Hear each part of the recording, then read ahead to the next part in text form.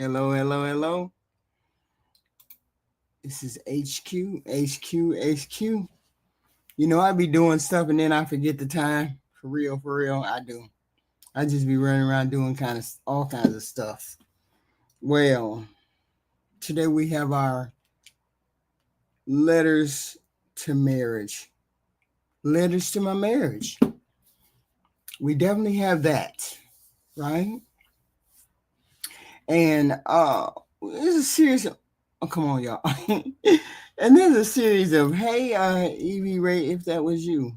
Hey. And then we have some interesting letters today from people who just couldn't decide on what they wanted to do, whether they wanted to stay married, they were going to stay married, and some obnoxious things that their spouse did to them or treated them as such, right? Because people can do horrible things when they get married. People do horrible things. And sometimes they don't start out doing horrible things, but sometimes it ends up with people treating their spouse like they would treat a stranger. And then this is how the relationship ends, or this is how they end up alone. Square. Rose. So, without further ado, here's the first letter.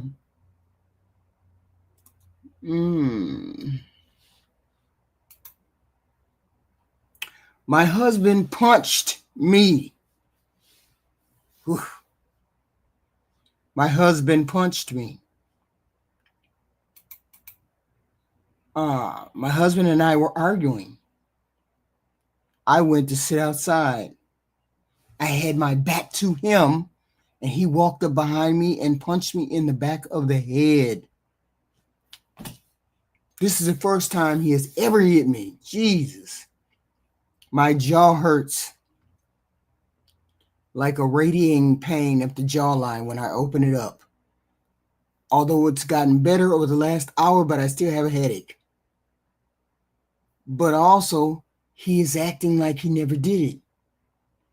It's truly bizarre. Now, he wants me to come get in bed with him, and I'm not sure I can. Yeah, donkey punch. This is a big deal for him, me sleeping on the couch. He wants me to be in bed next to him. It really upsets him because he wants me to rub on him when he wakes and he goes to sleep. What? He said he's going to find an apartment tomorrow if I don't come to our bed, which he might be anyway. But this is all, what the fuck? This morning he told me if I ever slept on the couch again, he was going to hit me with a hammer. I know I sound like a crazy person. Why am I even entertaining going to sleep in the same bed? Why didn't I call the police? I think I'm in shock. We've been married 16 years, and he said, whoa, whoa, whoa, whoa, wow. Punched her in the back of the head. This is wild. He would be afraid to go to sleep around me. Oh, hon, I'll be in the bedroom in a minute.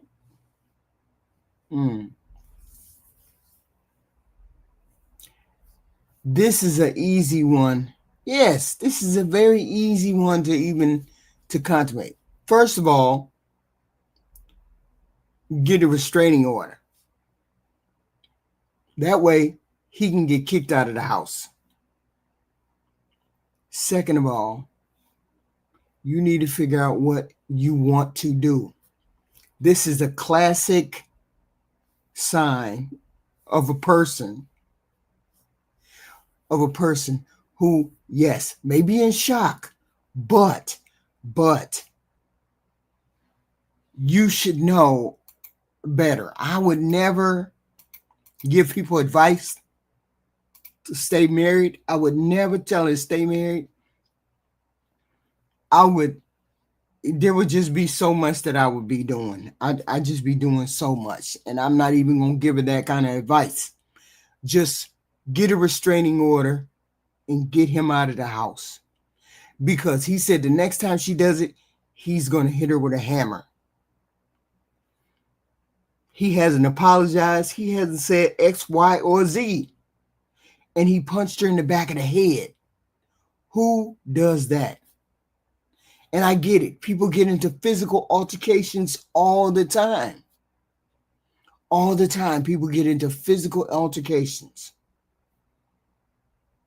And sometimes those altercations can lead to resolutions in the marriage. But this seems to be unnaturally cruel and unnaturally scary and unnaturally off. Because who says that about their wife? Get a restraining order and leave. And this, because you're going to end up, what did she do? We haven't, they don't give that information. But that's neither here nor there. It doesn't matter what she did. He did what he did, and he crossed the boundaries in that relationship, in that marriage. He crossed the boundaries, regardless of what she did. I could have stood in the middle of in the living room and called him all kinds of bitch ass HIT and what. Don't matter what I did.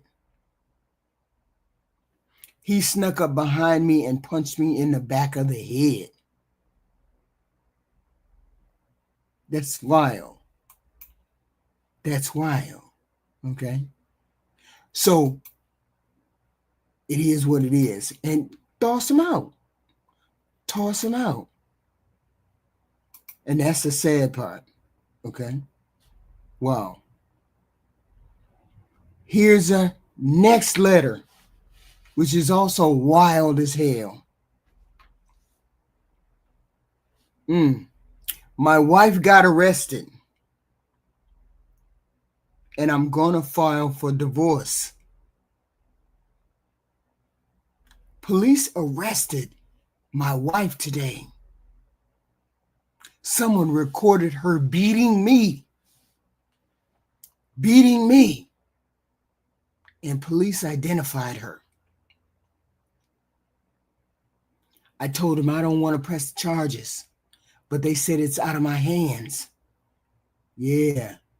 State will press charges against her. I have no interest in cooperating with the police. We heard this before. They advised me to consider leaving. Said that if I had retaliated, they probably would have arrested me too. Said that in future, there may not be cameras there to save me. I am leaving. Me and her mother arranged a lawyer for her. It's over. What the hell is going on? What the hell is going on? Trio Life, thank you. I understand that men get beat. I understand that. I understand some women are physical like that. But regardless of whether it was a man or a woman, I would still tell you to leave. Because it never gets better with a person like this. Okay? The abuse will escalate and it will get so far out of this. It'll go so far and so deep, you won't know how you got where you got. And then you'll end up staying and rationalizing it. I could tell that you're at that point because you're writing a letter. You're writing to find out whether it should be approved that you stay with this person. Okay? Because there was no camera to record with this person. He said, someone recorded her beating me. I don't know whether this is a man or a woman. I'm assuming this is a man. I'm assuming it's a man. Okay. Someone recorded her beating me. And I don't want to cooperate with the police. Okay.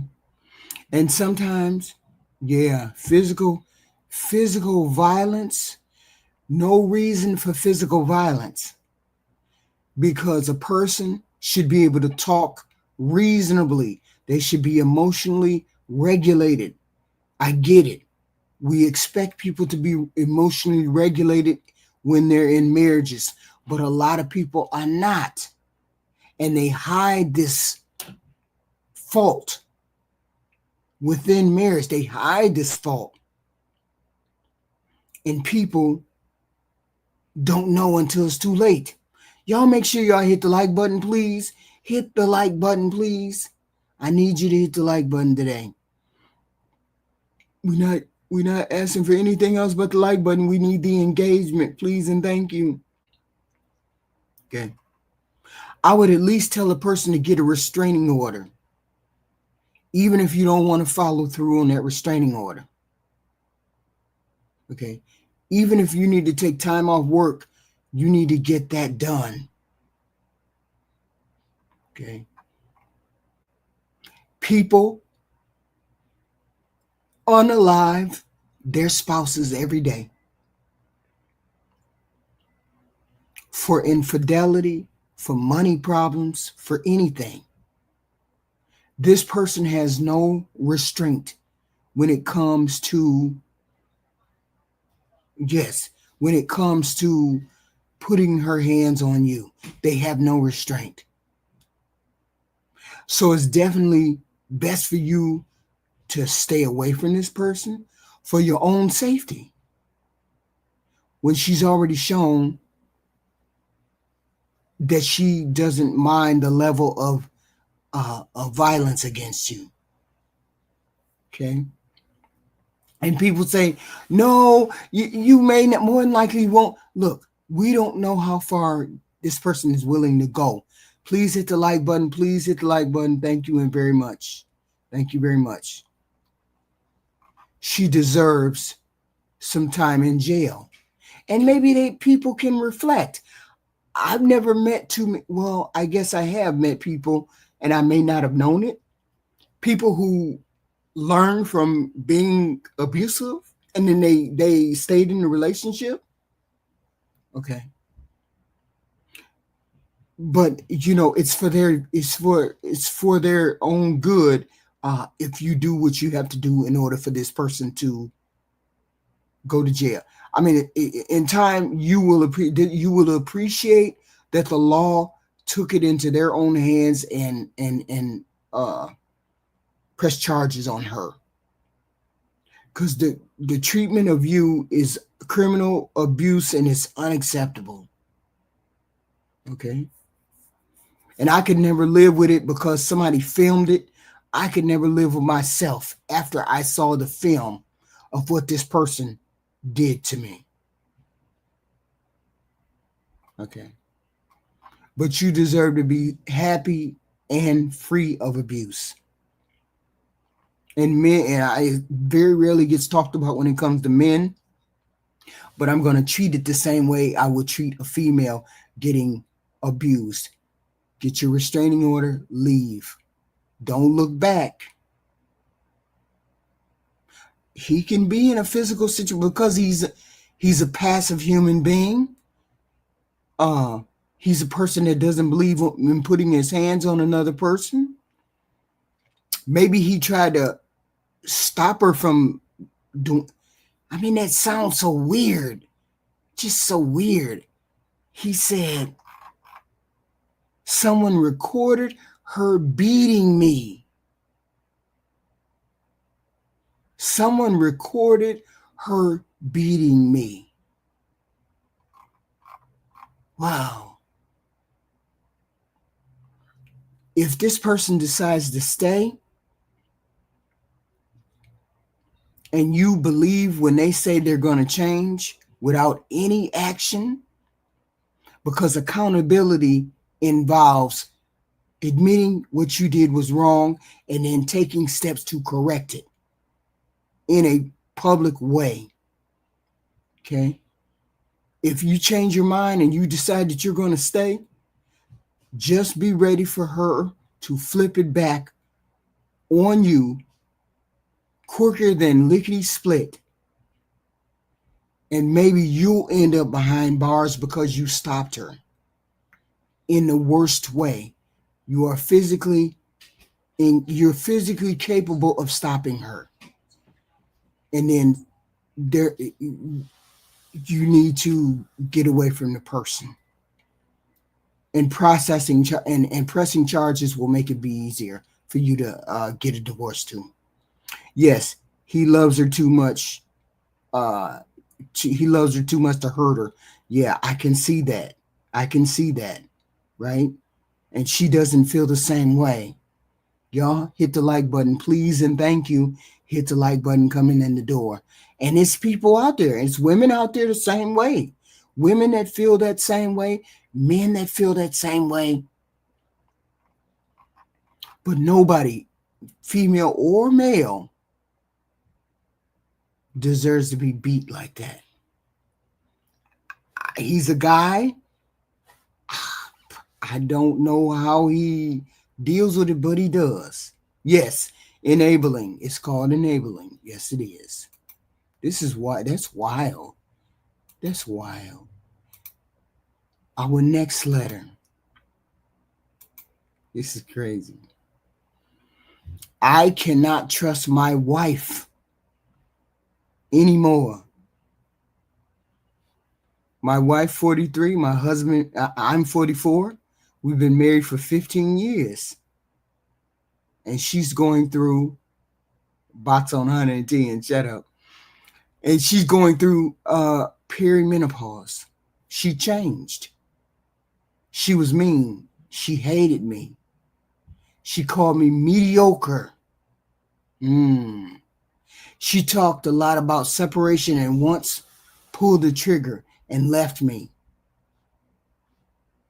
Now she is on medication and she is somewhat back to her own normal self. But I cannot trust her anymore. I can't trust her to not nuke our life again. She recently planned a getaway and I was very distant. I don't want to feel hopeful, so I closed off from her. Yeah, she called him mediocre. She got annoyed with me and asked, why can't I engage with her? That's when I told her that I don't trust her to be a safe partner for me. I can't bet my life on her. I cannot bet my life and future on her. She is now saying that I am using a medical condition against her. Wow, what do you do with that? What do you do with that? Okay. First of all, she has to take responsibility for the hurtful behavior that she did and said, and take active part in healing. Yeah, it would be difficult to stay. It would be difficult to stay. She called you she taunted you, told you you were less than mediocre. It's not an excuse, it's a reason. Okay? And they definitely need counseling. Okay? And that's the whole point. If you don't get help, if you don't set conditions for your life with this person. Say you have to go to counseling, you have to stay on your medication, you have to X, Y, and Z, X, Y, and Z, X, Y, and Z. Okay? So if you don't stay on your medication, you don't agree to counseling, then we can't move forward. That's true. No such thing as counseling disrespect. But he's still standing there. He's still there. Why are you still there after that disrespect? Okay? She needs to apologize and show you she's working on herself. Hey, Black America. Okay. Good afternoon.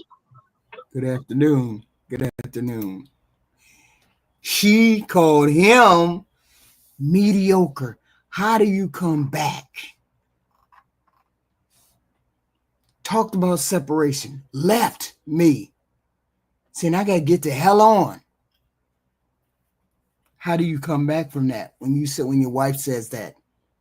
Or even if your husband says that, how does one come back? Hotbox got a hold on, bro.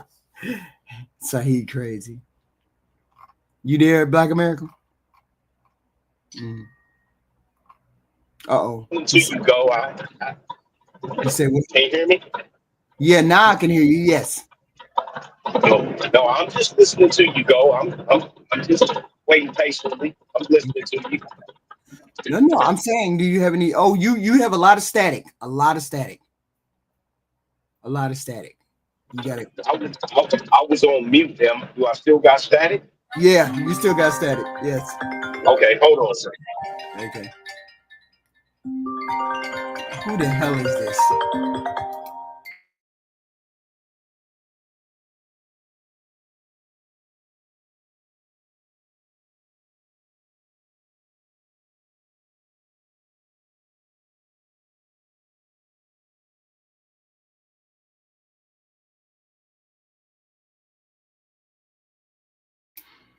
Some goofy people calling me. But anyway,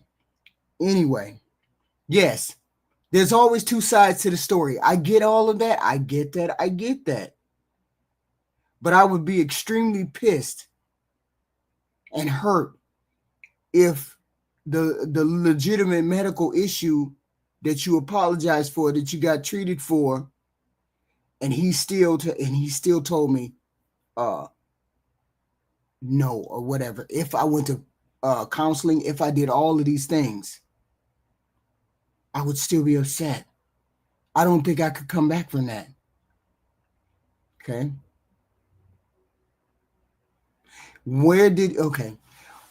This person said she called me mediocre. She was mean. She hated me. She talked about separation and then she left me. Then she got on medication and then she came back or whatever. She came back to somewhat of her old self, but now I cannot trust her. She had to have done more. Okay. She had to have done more. He said, I have a hard time trusting her or getting back to trust. And I get that. But it didn't say anything about her cheating.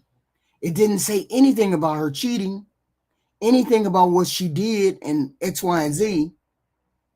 But you don't think you can come back from being disrespected. Can you come back from that? Can you come back from that? That is the question.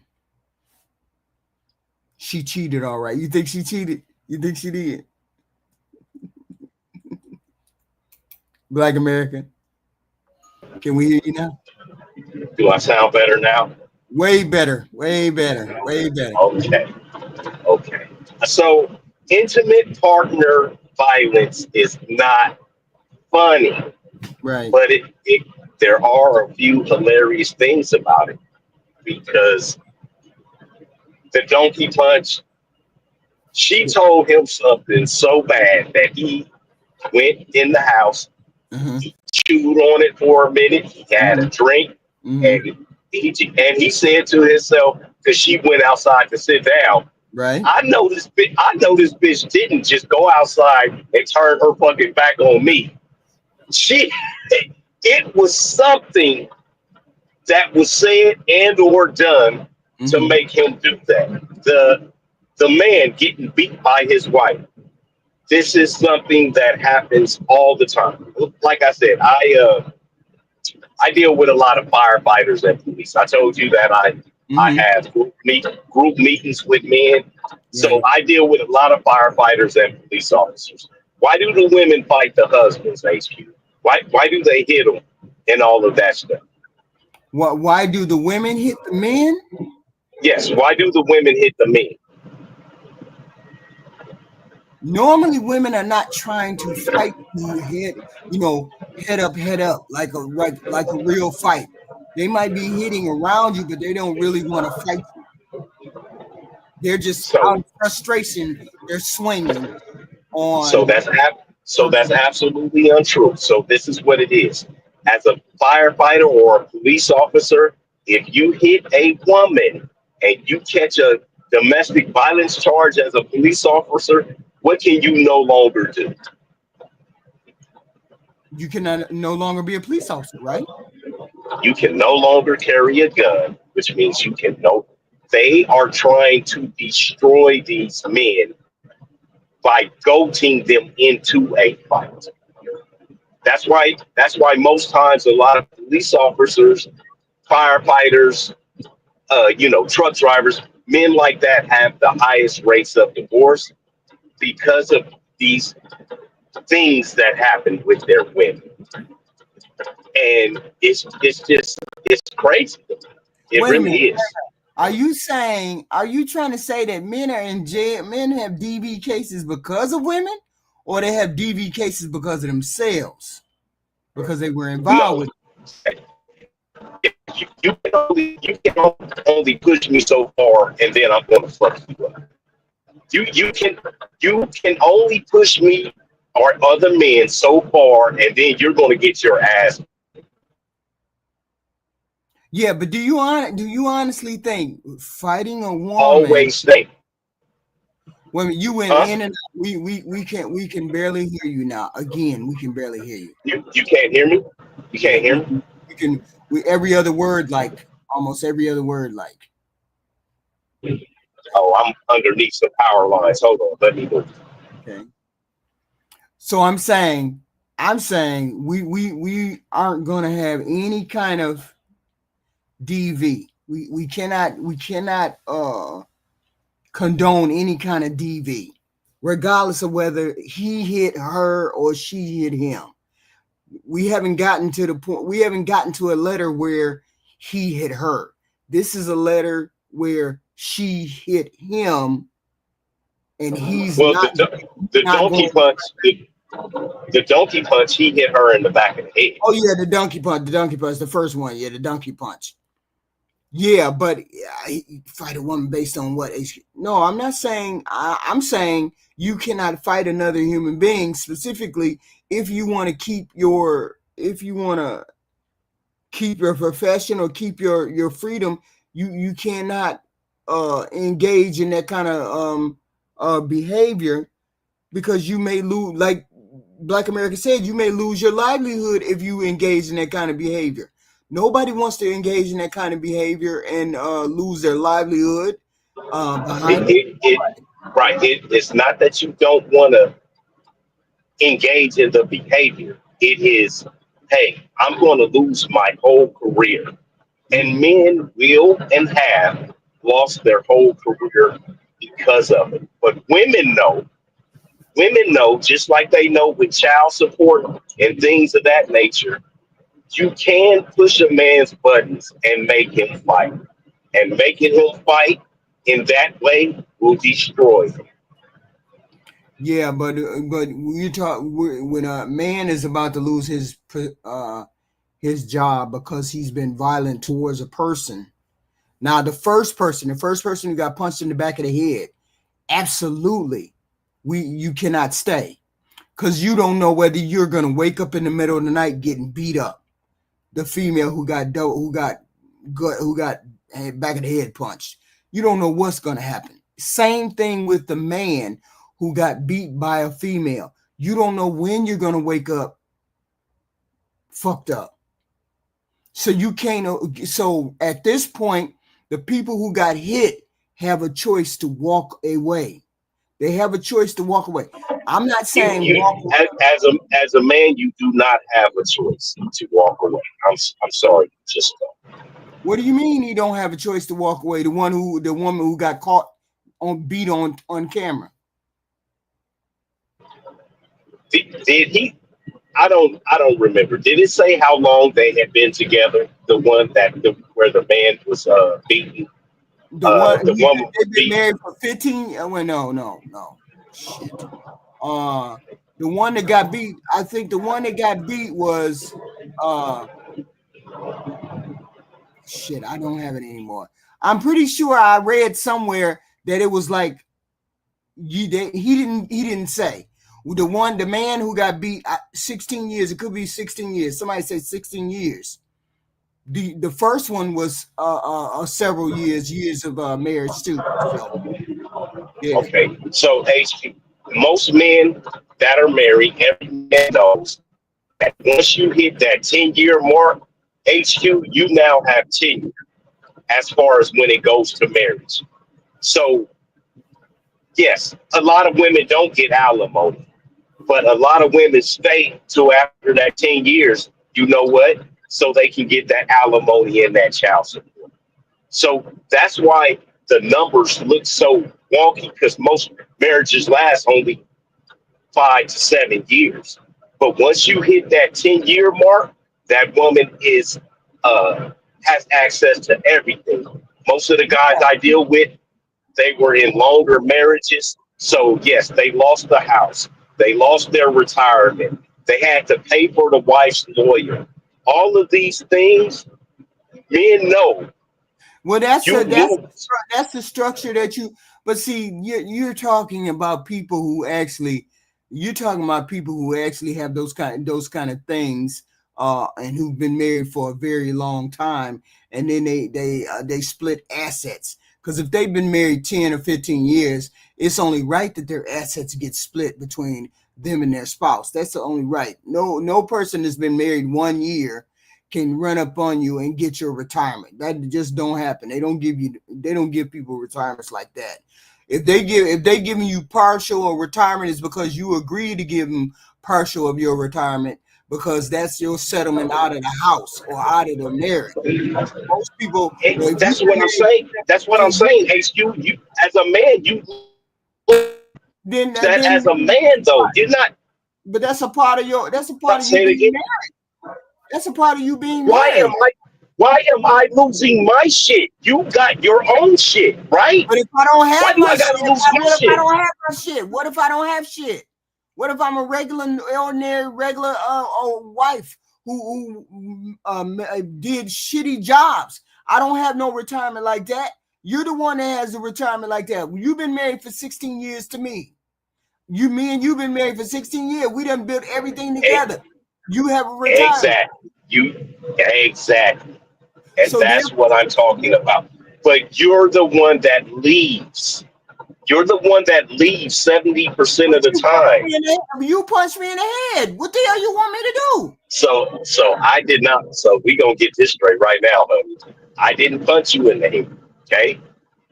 I didn't punch you in the head. So That's that man diabolical. I'm sitting on the damn porch and you come out and punch me in the back of the head. That's wild. That's crazy. Or you kicking my ass on camera. what did she do? I don't know. I don't know. You get punched in the back of the head? Really? Wow. It could have been worse. It could have been worse. What did That, she do? uh, I admit it could have been worse, but the whole point is you stole. Basically what you did was you stole on me. You stole on me like a I don't motherfucker. agree with it. I don't agree with it. I don't agree with it's not that I don't agree with him hitting the woman. I don't agree with how and where he hit the woman. I do believe in hitting women. I do not believe in hitting women in that form or in that way. He stole on her. Black American. He stole on her. Did not give her the option of putting her hands up. Put your hands up. We gonna box. He didn't even give her that And option. that He stole on her. and that's why I said whatever it was, she pissed him all the way off to where he had to sit, think about it, chew on it, and when she went outside and set her punk ass down, he was like, I know this bitch did not just tell me that or do that to me and go sit her punk ass outside like everything is okay. Yeah, but that's fine. That's fine. But we not finna normalize you getting punched. That's not acceptable at all. Getting punched, regardless of whether you told me to put my hands up or you didn't. We not finna normalize it. It doesn't. But I see, it doesn't agree. matter what I she agree. did. He was wrong. He was completely wrong for that. Right. And the girl who beat up her husband on the second one, who beat her husband, how does that happen, Black America? How does he get caught on camera being beat by his wife? Please explain. Well, so all right. So one of my guys a couple of weeks ago, right? Now like if we're all police officers or we're all firefighters, we live in a community. Like I know you've seen, like it'll be a cop car sitting in the driveway, like in certain neighborhoods, and then you go around the block and it's a highway patrol car Right. because everybody kind of lives in the same neighborhood because of their how much money they're making. What class they're in. So one of the guys a couple of weeks ago, his Right. wife came and set his car on fire. He knew it was her, but he was like, "No, I didn't do it." No, I don't know what happened. Like one of the kids, and he was like, so the detective asked him, "Hey, do the camera work on your house?" And he was like, "No, it's broke." So they looked at the camera from across the street. The detective did, and Right. they seen that it was his ex-wife. He knew that it was his ex-wife. They was yelling at each other from his porch, and he was trying to put his goddamn car out with his water hose. But he had already told us about this a couple of weeks ago. Right. Right. And we, even in the worst of times, HQ, we love y'all so much. We don't want y'all to get in trouble. We don't want y'all to go to jail. Right. It's like, no, it's not a big deal. The detective, when we had our last meeting, he was said the detective was like, why you didn't tell me? He was like, man, I can't have my wife go to jail. My ex-wife, yeah, we having a couple of little problems, but they booked her ass for arson. That's a whole nother bill. 10, 15 year, 20-year charge That's a hanging charge. over her head. Yes. Yeah, Yeah. we don't want to see any harm, hurt, or danger ever come to you guys, even when we are not with you guys anymore. That's nuts. But So we're not. look So we're what not going to do it. look what people put up with when they get married. Look what a ring or a marriage may drive a person to do. Who would have thought you being married to that person that you would think they would be capable of doing that in a relationship, in a marriage? Arson? What would drive you to put a match? HQ. Women actually do it more than you think. Another guy, about 8 months ago, his woman, she was very strategic. After she moved everything out the house and like left the bed and she went and burned up just his room specifically. She she had one of those one of those things that you burn weeds with. Like if you got rocks, desert landscaping, and you burn the weeds with. She went in his room. She brought the water hose through the front door. We watched it all on the cameras, the house cameras. She brought the water hose through the front door, and she burned up his room specifically. And when it got too out of control, she doused it and began burning shit again. It happens more than you actually think. That's crazy. That right there, that's crazy. So, but look what he put. Look what's happening. Who puts up with it? Who puts up with it? Who do you think gives? Who do you think does? It's not a matter of abuse. The degree, because I understand women hit men on the shoulder. I understand that these are two extreme cases that we're talking about. We're talking about two extreme cases of abuse, right? And I didn't subconsciously pick these two stories, because of the abuse, but it is abuse on one side and the other, both extreme cases. So let's put it this way. Let me ask you this question. You don't think a person should leave? To leave for now, what are you talking about? What do you mean? Leave out of those kind of marriages.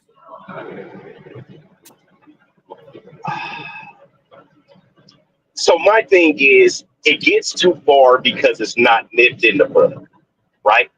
Mm-hmm. It's not curtailed as soon as it's. I know you're a non-violent person, but I know he whipped the shit out of them boys when something happened and it got too far. Mm-hmm. And that is to bring the shit back to reality. Like I said, I believe in hitting women. It is just where and how. It is an open hand on the buttocks and the thigh. I could whoop your ass, and every time you sat down for the next week, you would think about it. Yeah, if you want, I'll go to jail for a day, 2 days. If you want to leave after that, but you Mm-hmm. know what you'll never do. Every time you sit down to get on the toilet for the next week, you think about my hand on your ass. So either you're going to stop and never do that action again, or you're going to leave. Men are fine with either one, Mm-hmm. but we just want the bad action, bitch ass nigga. You, we want the bad actions to not proceed, and the men are letting these actions getting too far, and they go overboard. That's how the abuse goes overboard. Oh, okay. So you say you don't mind hitting a woman open hand on the ass. What would constitute? What? On the buttocks or the thigh, Yeah. it has to be directed. So do I get to hit you on the buttocks or the thigh? If you think you that tough, if you think you that tough, if you hit me and don't expect me to hit you back or have any recourse, you might be in for a long day. It's probably best if you walk it off and go think about it. Go to your mama house. No. Why is it that it's okay for you to hit me on the buttocks or the thigh, but if I do the same thing, it's a different thing. Why is that? HQ. It is a difference between a man taking control. Okay, let's say that time that you was arguing with me and you telling him I'm going to my mama house. And he like, well, maybe you take your punk ass on. Me and these fucking kids are staying right here. Mm-hmm. And Mm-hmm. you wah, wah, wah, and you barking and this, that, and the other. And he's like, that's fine. And he goes and he sits on the couch and he folds his arms and he's steadfast. Now, let's say you took it up a notch and threw something at him or pulled one of them old butcher knives or hit him with the frying pan or something, that's extreme, right? I We're going with the extremes. Right. Yes, you're going to get your ass whooped. I am going to spank your ass like a child. And I know you don't like that, but every time you sit down for the next week, your shit is going to be purple and you're going to be like, I'm leaving him. Or you're going to be like, you know what? I was out of line. I will never act out like that again Yeah, but towards him. why do you feel physical?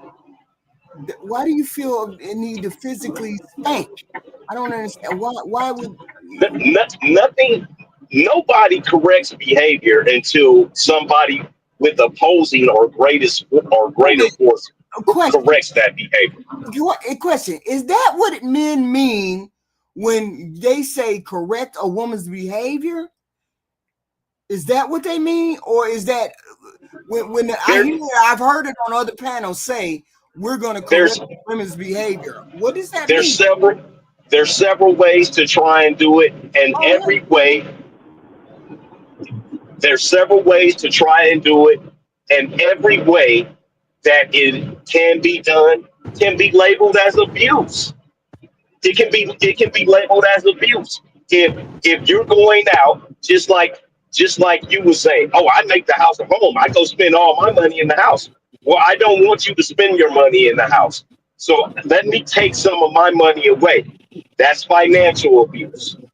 If a man raises his voice, then that's verbal abuse. If I yell, cuss, and scream, then that's mental abuse. All of these things trying to correct your behavior can be considered abuse. But yeah, if you do the but same, why is it that why is it that it's considered correcting my behavior, but I can't correct your behavior the same way? women do it too. They stop giving pussy. They don't give head. They don't cook. They don't clean. They don't. You want to walk around the house with a snake attitude.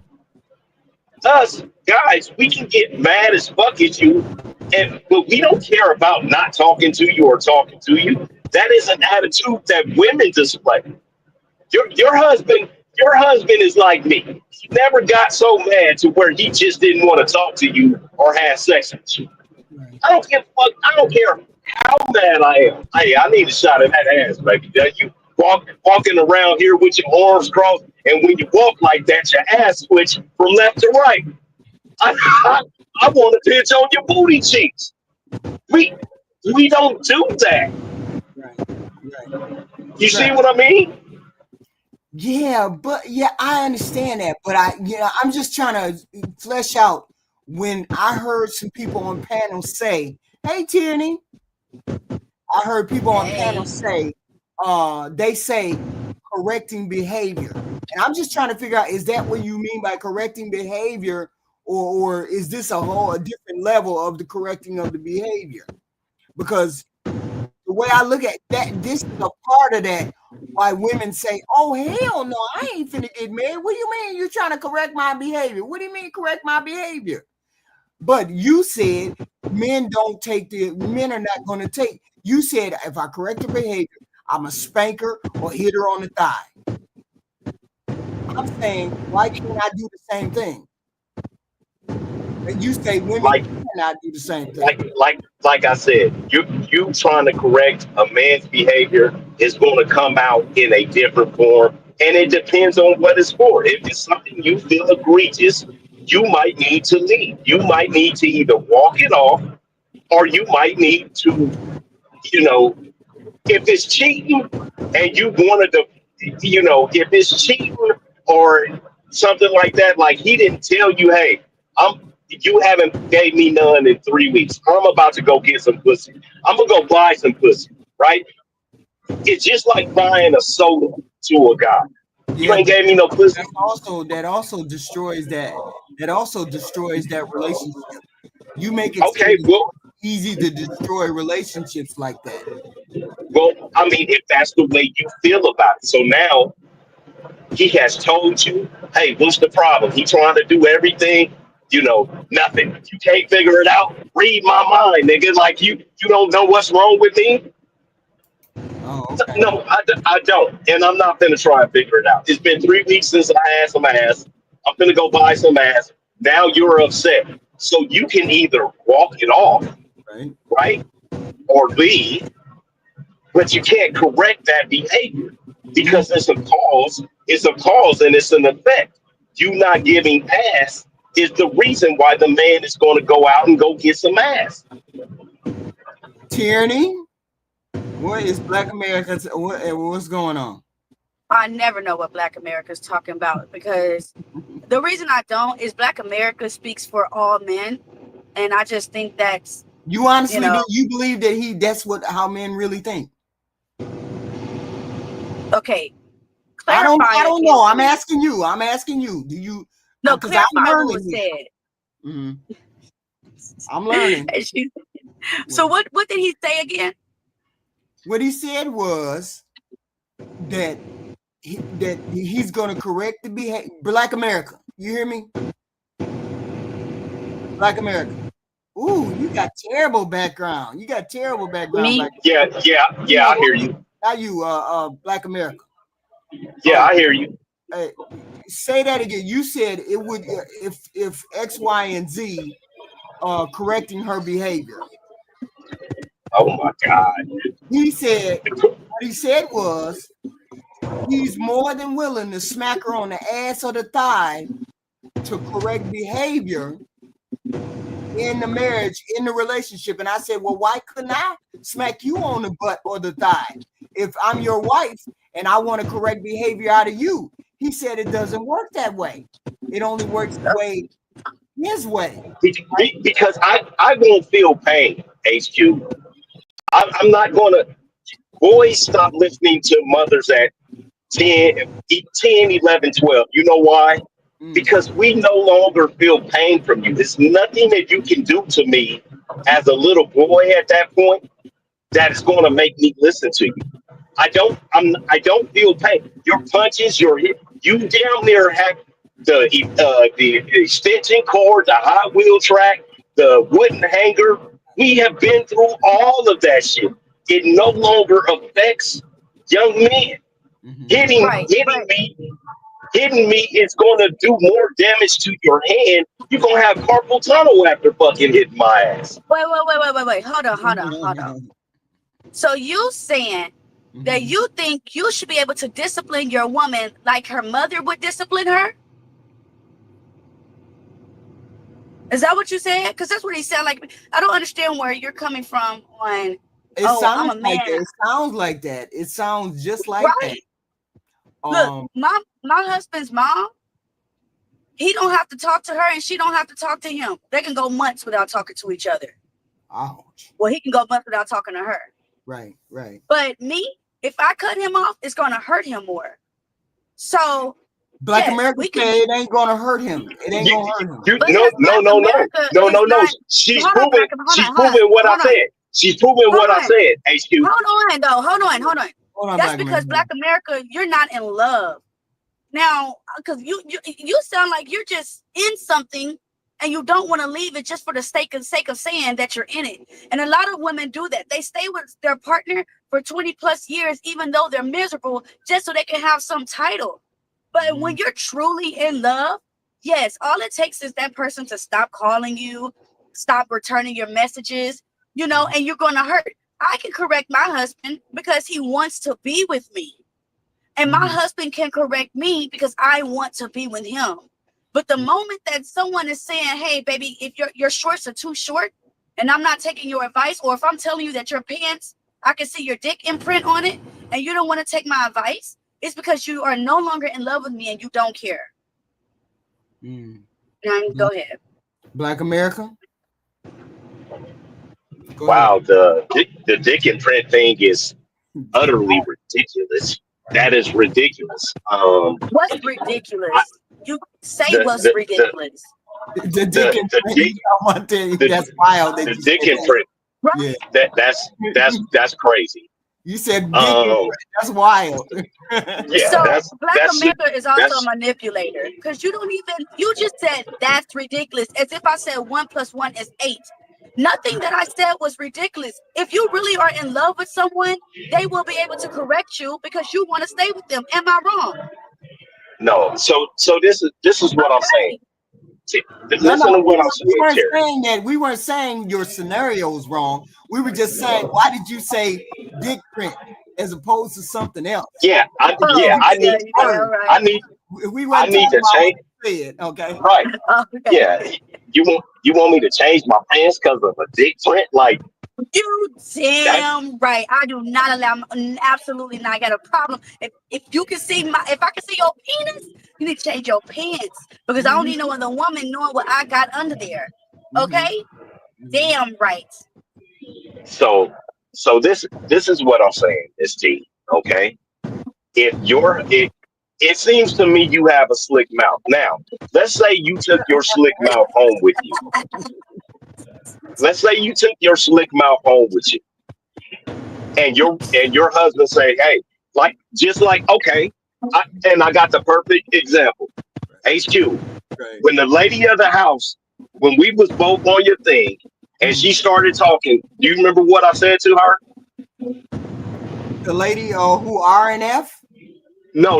When it was a while back, you may not remember. I said when the lady of the house, when I was at home, and we was both talking, and she was talking about the young man, and she started going too far. Only thing I said to her was, "Cut it out." Hey, babe, cut it out. If your husband goes from a hey, cut it out to a stop it, like cut this shit out, to a shut up, to a shut the fuck up, to a shut the fuck up, bitch, and you let this keep on climbing and progressing, you are now making this. We have levels and tiers that we're trying to go through. We're not trying to get to that shut the fuck up. We're not trying to get to shut the fuck up, bitch. Cut it out. When I'm talking to you and I tell you to cut it out, that's level one. That was your warning. And then you keep on yapping, and I gotta tell you, hey, shut up. You're yapping too much. And then I gotta tell you to shut the fuck up. That means now I feel like you trying to usurp my authority, and you're talking too much. But you don't see it like that. You see what I mean? But you don't see it. But we feel the same way because y'all men feel like y'all can say whatever you want to say, like you do. They're supposed to be okay with it. And then you keep talking and you keep talking. And then I'm gonna have to be like, okay, now you're not respecting me because I'm asking you to stop being disrespectful. Why you can't shut the fuck up? Then yeah, it's gonna be a problem. So y'all men do it too. Because everything tyranny, because everything is my fault. If the power goes off in the house, it's my fault. If your car breaks down, it's my fault. If the kids need shoes, it's my responsibility and my fault. Everything, nobody ever looks at the woman and says, when she got a man in the house with her and says, bitch, it's your fault that your power is off and your kids is hungry.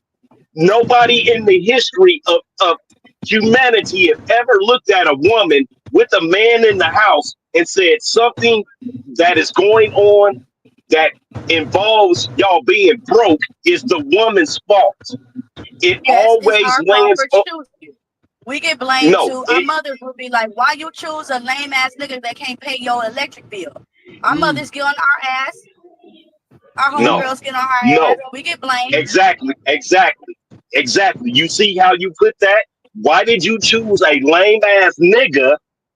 So it's still somehow the man's fault, Tyranny. It all comes back to the man. You see what I mean? It all comes back to the man. The responsibility of anything never lands on your plate. It lands on my plate. So yes, I do get the big piece of chicken. Yes, I do get to tell you to shut the fuck up. Yes, I get to say these things because it is my fault. Hold on. If something happens, you're driving right now. Lord forbid you catch a flat. Who are you calling? You're calling your husband because your safety is his responsibility. No, listen, it would be his fault if we see that the tire was flat and he did nothing about it, right? If I just caught a flat out of nowhere, I'm not gonna call my husband and blame him. But if it was something that could have been prevented, but it's still his responsibility to make sure that you're safe, to make sure that somebody is coming to get you, to make sure he knows your whereabouts. It is his responsibility, Tyranny. I'm not blaming the woman for any of this. I'm not blaming the woman for any of this. Okay. Because I ain't sure, Tyranny. Read that. Did you read that? In the back. Tyranny. Did you freeze?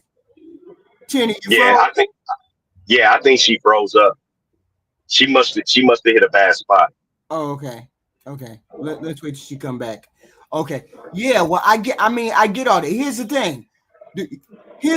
And I got a question for you too. I was having a discussion with some men today, right?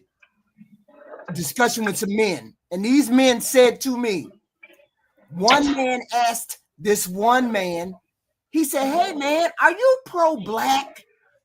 And the guy said, yeah, she dropped off. "Are you pro-black?" And the guy said, "Yeah, I am pro-black." And then the other guy said, "How can you be pro-black and you don't have black children? You don't have a black child. Your child is mixed with somebody who's not black." And the man said, "But I'm pro-black. It just is what it is. I'm pro-black." And then the other man who asked him, "Were you pro-black?" he said, "You're not leaving your legacy. You're not leaving the legacy as a black person when you have a child with somebody else. You're leaving a legacy for that person that you had a baby by. That person belongs to that biracial child. You're not pro-black. You can't be pro-black and then have a mixed child. There's nothing wrong with that, but you can't consider yourself pro-black." Right? So my thought is, and I had another question too. I don't know whether it's a good, I don't know, but I'm asking anyway. So he said now X, Y, and Z about being pro-black. And then he asked this question. He said, "Hey brother, why did you get involved with another race of person, another race of a woman? Why did you get involved with another race of a woman instead of sticking with black women? Why did you get involved with another race of women?" And he said one word. He said control.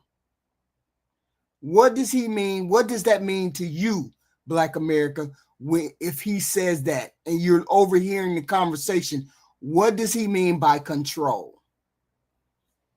Can you hear me, Black America? Yeah, I'm here. So women are autonomous beings, right? Right. And as a man, as you know, this gonna sound bad. It's gonna sound like beans, right? As a man, we know as black men, we have little to no control over you black women. We don't have any control. We don't have any control. We don't have any say. We don't have any fun. We don't have any of anything. I got friends. I got friends and cousins that date and married to white women. And believe me, I got black women and their lives are just so much easier. So much easier. You say so much easier. How? Because address the control. The control aspect is you can control the other race of women, but you can't control black. No. It's not control. They are compliant. My homeboy is an engineer, right? My brother-in-law. Mm-hmm. But he my fishing buddy and everything. I've been around him for 40, 50 years, So he an engineer. Mm-hmm. He got this white woman from the city and was like, you know what? We giving all of this up. We moving to a farm. He went and bought the other 80-acre parcels next to ours, right? Mm-hmm. And this nigga is now got her on there growing grapes and chickens and shit like that. Mm-hmm. You can't get a black woman to say, well, yeah, let's give it all up. Not in mass. You see what I mean? Mm-hmm. You can't get a black woman to be compliant with you in mass. So it's not control. It's easier. It's more compliant. It's more, willing to get on your program and things like that. So it seems like control, but it's just you don't have to fight tooth and nail about every little thing. Tyranny just said a nigga needs to change his pants because of the dick print. But okay, so no, I'm overhearing this conversation. I'm overhearing the conversation, but I walked up, so I was overhearing the conversation, and the person said control, and the other person said, "Oh, okay, so since this is what you mean by friendly, black women don't have control. Oh, you don't have control of black women. Most black men don't think they have control of black women. So therefore, in order for you not to have to, and this is what the person made me look at it differently. The person said, black men, the person said, black men don't want to stretch themselves beyond what they can do. They just want to be, they just want to exist. And a Yes. person that's not black, he was an Indian guy. This guy was mixed. He said and to get involved with a woman who's not black means they don't have to, how the fuck do I say it? Overdo it. You don't have to keep you. They don't have to be more than what they are. They just gotta That's be. right. That's right. You just got to be a good dude. You just got to be a good dude. But he You didn't don't say have it to. like that. He You said it you like, you don't have to overachieve. You don't have to succeed. You can work your job as a truck driver or a store manager or whatever you want to do, and they will fall in line. A black woman, you hear all of these black women talking about, oh, well, you got to be progressive or you got to have, oh, ambition. That's the word they use. there it Oh, is, well, you need to have, there it is, there it is. That's you it. That's you what need to I you right. need to have some ambition. Bitch, my life is fine. I don't need to strive for anything better than what I have. You black women, all I told you I came home yesterday or day before, it was a fucking 4 or 5 foot vase in the house. We got all kind of statues from China and shit. Why are we getting this shit? It's always more. I want more. I want better. I want this. I want that. With Yeah, other but you women, also get that. You also get that same. You also That's just not a black woman thing. That's a woman thing. Period. I listen, I just gave you a scenario where he left his fucking house out here in Anthem, Green Valley, you know, a 3,400 square foot house and moved into and not only did they move into a tiny home Mm-hmm. structure, Mm-hmm. were living in a connex while they were building the house. Mm-hmm. Mm-hmm. Mm-hmm. That is ridiculous. I was like, what the fuck are you doing? Like, ridiculous. But she fell in line and got on this program, and she's doing it. You Yeah, know, she but done got I'm pretty sure that's not unusual. Cause I would have made an adventure out of it. I would have been like, we can live in a HQ. tiny little house, and then we can. HQ, have you ever been Have you ever been camping? No, but I'm willing to explore. Then then you're not willing to do this. You're not willing to go and live in the middle of the desert in Seligman, Arizona. And don't Shit they got in a snakes out there? do they have what? Snakes out there? Yes, Oh, yes. when we, Something called a Mojave mm, rattlesnake or something like that. right. Deadly snakes, right? Shitting in buckets, living in a connex. If you don't know what a connex is, next time you look at a train or a back of a truck, it's one of those steel boxes with two doors that open up. Mm-hmm, Living in a connex, mm-hmm. no power, no lights. It's rain, it's cold. No, it's not an adventure, honey. I'm sorry. I'm sorry. I love camping. I love fishing. I love hunting. I love gutting fish and taking the entrails out of rabbits and all type of shit. I don't want to camp for a living. Mm, It's fun for a couple of days. mm. Yeah, but I mean, yeah, but it's not that it wouldn't be that. But that's not like out in the middle of nowhere. Yes, it's out explain in it. the middle of nowhere. I mean, if you explained it, and we explained it, and he made a logical reason as to why we would do that, then I would be on board. But that's not just a No, you white wouldn't. woman No, thing. no, you wouldn't. No, I wish I could send you pictures and I shit know, like that. I know what it is. I just, I ain't never did it. That's all. No, and that's why I'm saying no, you would not. You wouldn't be willing to live in the middle of the Arizona desert when it's 115 in a metal box. I'm sorry. Yeah, I but that, but 100. that's that. But then that depends. You don't necessarily have to do that. That was something for them to save money on. That was probably something to save their money, and then they do what they got to do with the house. But I'm saying, of course, you're saying no black one, or you're implying that black women would not be willing to do that. You have to ask them before they're willing not to do it. You can't just say they won't HQ. do it. I mess with black women. I know that black women won't do certain shit. I'm sorry. It's certain things that black women are just not willing to be adventurous on. Yes, we can go hiking up at Red Rock or Mount Charleston up here in the desert, but Mhm. by time the sun go down or it starts getting cold, we already need to be at the lodge having coffee and on our way back home. Mhm. Mhm. Mhm. That's black women. I am not gonna break a nail. I need my hair done. Yeah, I but gotta wash my I gotta that's wash my all women. my But hoo ha. I No, that's not all women. it I takes gotta wash. a certain woman to do that, to be out there like that. And that's black, white, or whatever. It takes a certain woman to do that. You don't know how these white women get down. All right, go ahead and let Ty Pro go ahead and jump in here. Bro. I'm gonna be listening. I'll Okay. come back in about a half an hour. My baby calling me. Oh, okay. Salute, Okay. salute, Black, salute. Hey.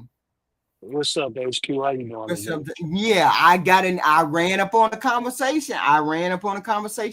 And the guy asked him, can you consider yourself pro-black and have a child from somebody who's not black? And the guy said, no, I don't think you can. Because the guy said, yes, I am pro-black. And he said, I don't think you are, because your legacy is not going to be black. And when you're pro-black, you're pro-black all the way down the line, not halfway, not half in and half out. You're all the way pro-black. And I just wanted a perspective on that. Is that true or is that not true? What do you think? So, my thoughts on it would be, for one, it depends on the meaning of pro-black Mm-hmm. that the man is suggesting, and then it also on the other side would have to speak to how the nationality. Like, I'm going to assume you mean he has a Caucasian baby mama, and mixed kids with white. Yeah, yeah. Mm-hmm. So Because if you're it not was, leaving your legacy. You're not leaving your black legacy. You're not extending your lineage. You're cutting it off for the other lineage, because 9 times out of 10, she may live longer, and then she may raise a child in a different way or marry a different man or whatever. So you're not being pro-black when you have a child that's not black all the way. right. So I think that that'd be, so for me, my children would be black because of my definition and ideology Mm-hmm. of pro-black. My children would be raised with a black identity. Mm-hmm. Secondary, they are mixed with white, but they wouldn't have a, I wouldn't raise them with a white experience. And the type Mm-hmm. of man that I am, excuse me, type of man that I am, if I was to have children with a white woman, she would understand that before she had my child. Like, okay, I'm going to be the vessel to pop out black babies, no matter how mixed or white, these babies come out looking. These are going to be black babies, and I see that a lot. I know a few white women that have mixed kids that will say, they're mixed, but they're black. Like, Mm-hmm. you might have to, the ideology. I don't want to speak about this too much because my man's gonna pull up. He gets the spidey senses. for these type of conversations. But I think that, you know, when you are mixed, you're mixed. You have two identities, but the dominant identity is going to be Black. The experience is going to be Black American experience with you have white families, so you have more interactions with white people because of your mother's side of the family. But you're in the type of man that I am, her family's gonna have to respect these are Black children. They're not, you know, half breeds and not white. So They're if you not don't marry the mother, more than likely the child is going to have more white experiences than the Black, right? Because you're going I to be with mean, her most of the time. we really hypothetically speaking, so it's hard for me to kind of because that could never be my experience, right? But if I had to choose a white woman, she would be very she would be what you would probably consider a Black ally. Like she would be empathetic to the Black experience in America. Like we will already have to have that understood for me. So to speak to maybe, you know, somebody that was in a corporate world and they met a white woman that has nothing, no understanding of the Black experience, that she was straight white and it didn't work out and she had the children and they were being raised in a white, then that's when the lines get blurry. That's when it'd be like, all right, so you're not as pro-Black as you could be. There's levels to pro-Black. Like I'm not never going to get out there and go to a Black Lives Matter protest. I'm not going to never be on the front lines protesting. I still shop at Target, but I am pro-Black to the point where I know my people. I know my people's history. I know what we need. I support my people. I support Black business as much as I can, but it has to make sense to me. So I'm not super, you know what I'm saying, Tariq Nasheed with yeah, which I do mess with Tariq heavy, but I've so never been it's on his channel, so I don't know. he got some good content, you know, about FBA stuff, but that's just so the type of Black man that I am, I would have to mesh with a woman who's on that level. Like there are guys who aren't that at all. They don't look at pro-Blackness at all. That you know, but you gotta have some right. So what you're saying is, it depends on the woman whether you would be considered completely pro-Black, but I'm saying it depends on it. What is it dependent? So it don't depend on. So race is not that important to you then.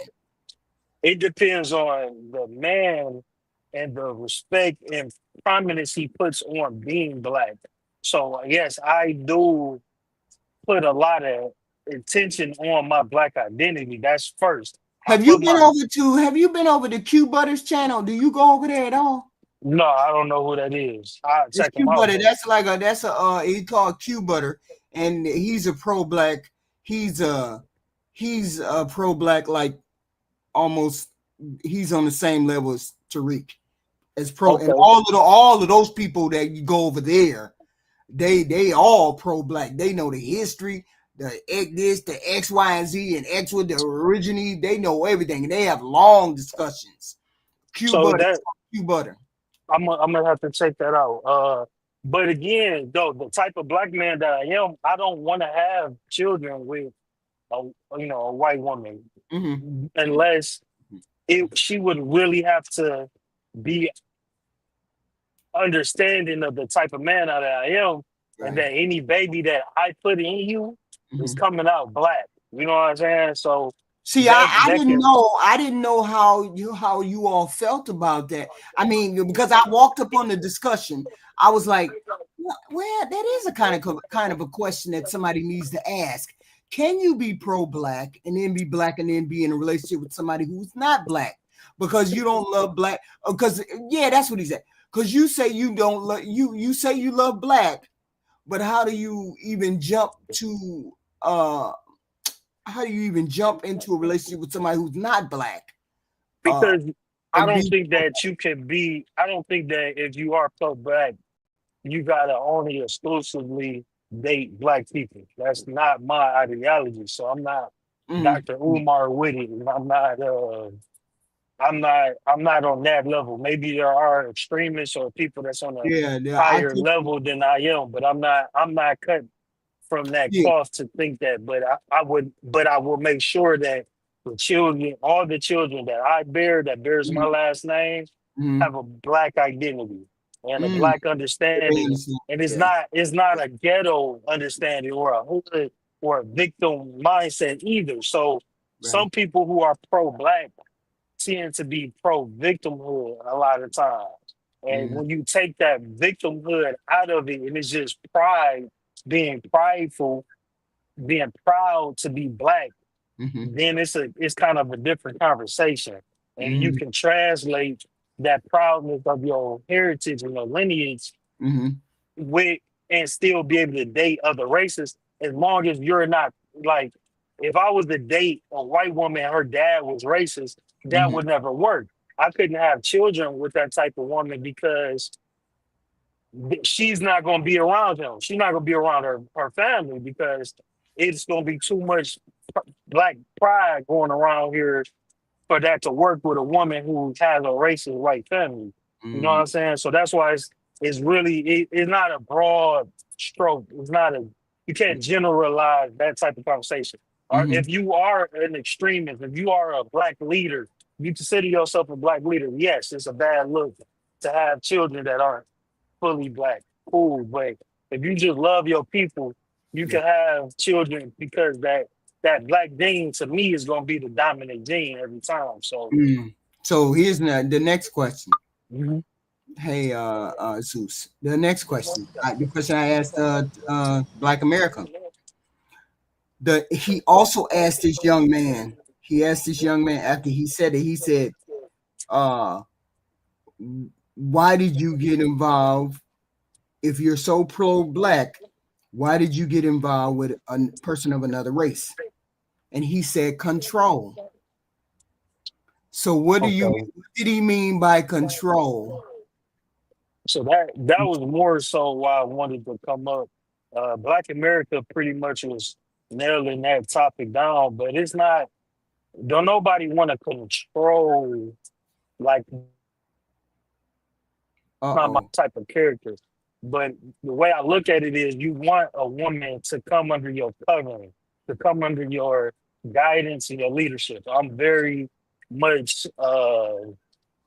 I'm in that realm of thinking when it comes to relationships.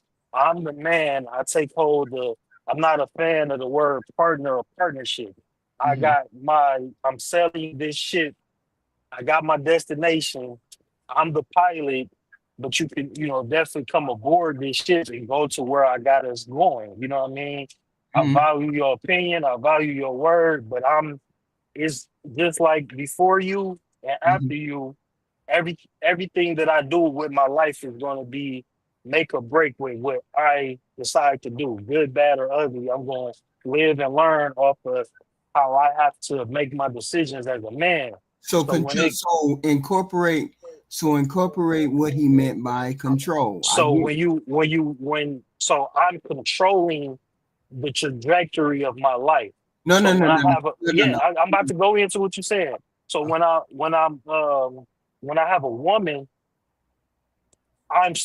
you're coming under this control. You're coming under this shelter, under Mm-hmm. this guidance of my control. Everything is already being controlled in my life. You're becoming another cog in this machine that I'm building to Mm-hmm. go to where I'm going. So with that being said, Mm-hmm. I need you to be on my plan and and with this team. I need you to be on this team. Mm-hmm. So with my man, with a lot of the stigma with black women are that they're more stubborn and harder to listen and not have to question everything that her man is doing and the leadership of her man. Some things we say is to protect you from yourself and the people around you, the environment around you. I cannot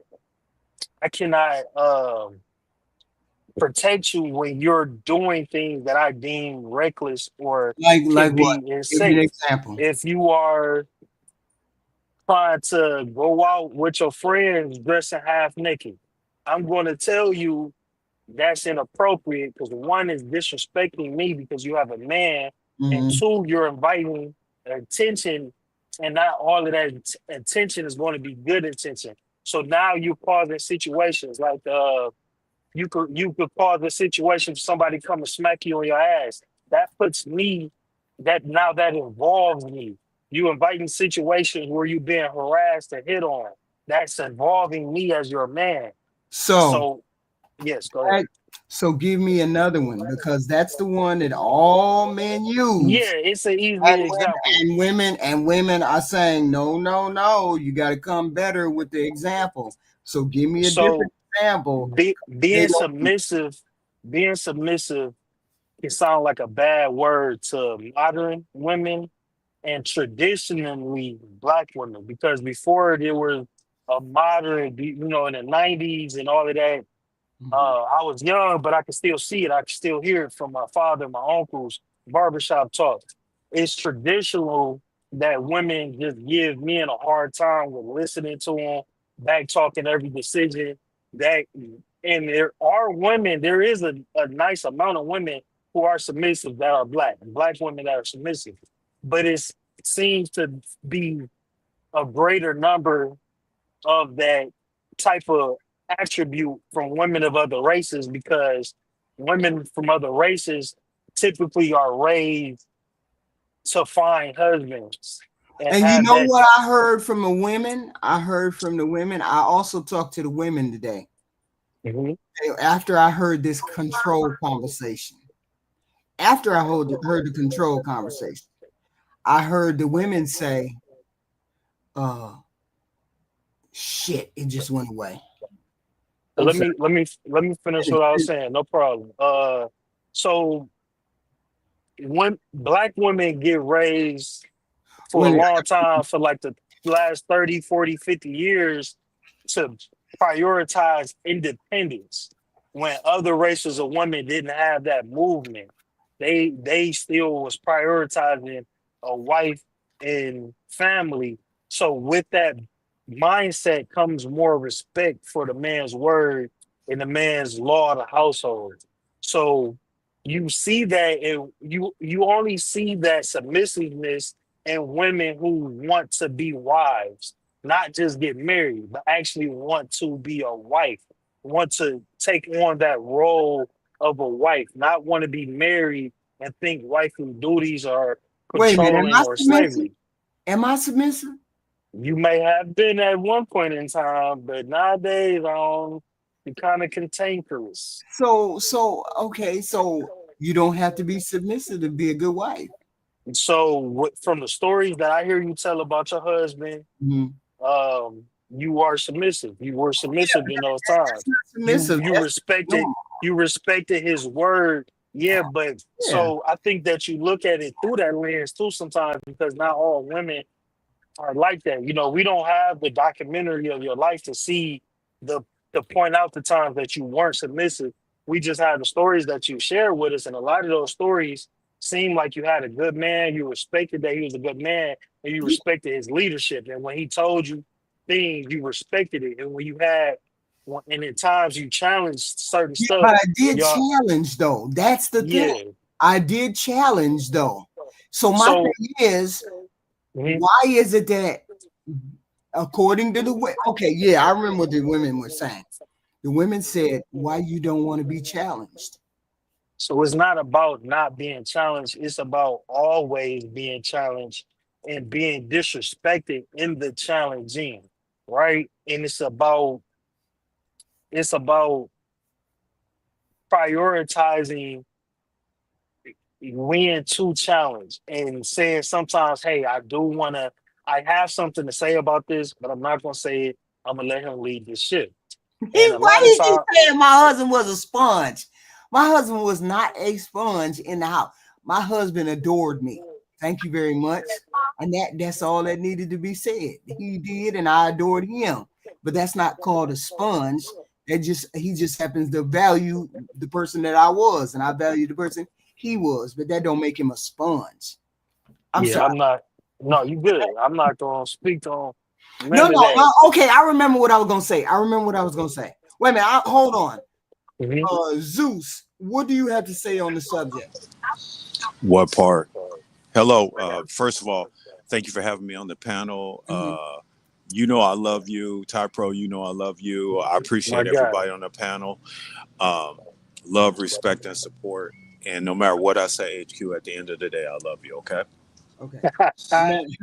The question was. Hold on a second. And Ty Pro, I have seen so much growth in you. I'm very proud because I know you, my guy on the street. And you have built your masculine frame. It's amazing to see the growth in you. So I this is why I say these calls and talks are important because we grow from it. Yes, I appreciate that, man. I do, and I watch gentlemen like you, and it definitely helped me address certain stuff in my character. So I appreciate that, Zeus. Thank you. That's why we're here. Okay, HQ, go ahead. What's the question? So the question, it wasn't a question. I walked up on two gentlemen having a conversation, and one of the gentlemen was saying as I was walking up, how do you consider yourself pro-black and you have a child that's half white? And you cannot say you're pro-black because your lineage. Stop. We're not saying hold on. When we say pro-black, we getting in our own way.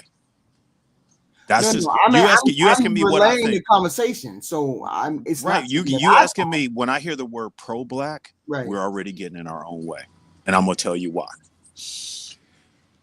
When I look at the picture of Martin Luther King, and I see a picture of him walking down the street, I see 6 white people holding the sign and walking with him.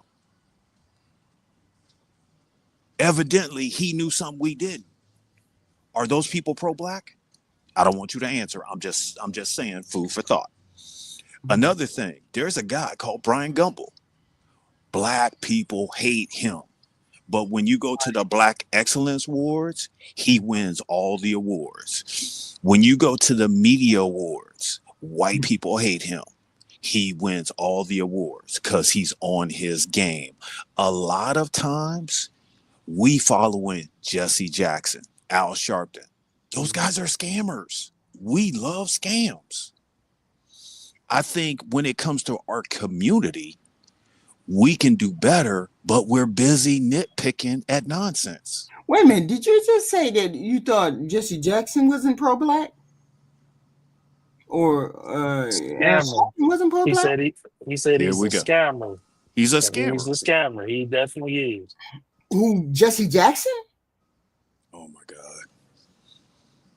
Well, we weren't talking about that. I was describing the scenario, and I wanted your response to the scenario of this person saying to this person, he couldn't possibly be pro-black because of X, Y, and Z. So I'm saying address that X, Y, and Z. What do you feel about somebody who says they're pro-black, but they get involved with somebody that's not black? And I just wanted people's thought on that because I hadn't had a thought on that really, because I've never been involved with somebody that wasn't black. So I'm like, okay, so how do you call yourself that? And how do you square with black people who say they're pro-black and who would say the same thing? You're not black because you're involved with a person that's white. HQ, you're not pro-black.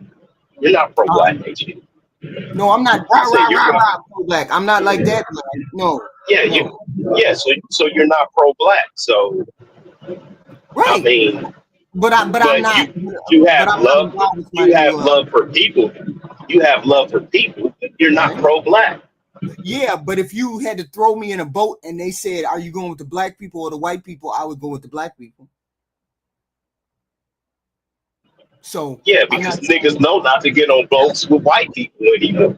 Yeah, that was a bad example. That was a bad example. Hey, I ain't that fucking smart. Shut up. Remix. So that was the scenario that I ran up on. But anyway, beyond that, we'll think about that and come back. Control. Yes, what I meant to say. Yeah, the women said the men want to deal with other women who aren't black because they can control them women. And why they can control them women, what that means to a black man is that he can do what he want without consequence. That's why he like women that ain't black, because he can do what the hell he want without her running her mouth. And he know he can't do that with black women. Yeah, that's it. That's it. That's HQ, let me step back a little bit. I apologize because you was trying to explain the scenario, and then I jumped in on the pro-black comment. Oh no. And I didn't mean to do. I mean to let you go ahead and. Oh no. That's fine. But that was the scenario. That was the conversation I had with the women. Because I took it to the women. I said, so do you see anything wrong with that, HQ? Do you see anything wrong with that a man wants the easier path to deal with? Do I see something wrong with that? Let me explain that later. It's a yes and a no. I'll explain that. But when I got done with that conversation with that group of men, because there was other men who came up, 2 other men who came up, I went over to the women and I said to the women, I said, the reason why you all are having problems with the brothers is because you won't let them control, you won't let them take lead in the relationship. You won't let them be the head of the household because you always have to talk back, or you have a slick mouth, or X, Y, and Z. This is the problem that you women are having with the men. And then the women shot back at me.